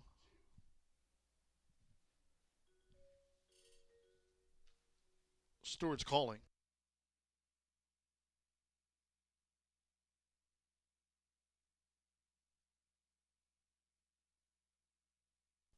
The stewards, just to confirm, have disqualified the 2 HF Just Reno from 3rd and have placed the 2 HF Just Reno last. Number 7, A Political Ocean has been placed 3rd. 8 HF Let It Go placed 4th. And 9 FE Houdini has been placed 5th. 110, 789.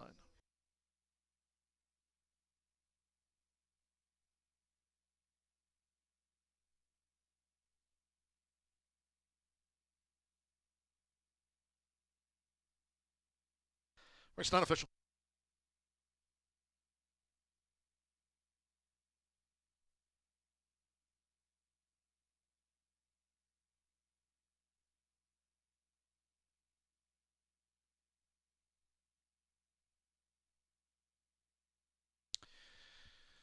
The 110 exacta paid $147.20. 50-cent trifecta, $194.40. 6-1 double paid $78.80. 10-cent superfecta, $471.61. Pick 3, $95.75. And the 10-cent quarter horse pentafecta returned $3,681.66. Again, the stewards disqualify the 2 HF Just Reno from 3rd to last for interference in the final 220 yards. 15.640 seconds. That concludes our live racing program for today. We thank all that joined us here at the races. Cheers to all who tuned in. Next live race card will be on Tuesday, in this upcoming 3rd week of the 2025 race meet here. Tuesday post time, 2:10 p.m. Eastern. Until then, for all of us here at Horseshoe Indianapolis, it's been my pleasure today from the broadcast booth. Track announcer John G. Dooley saying good night.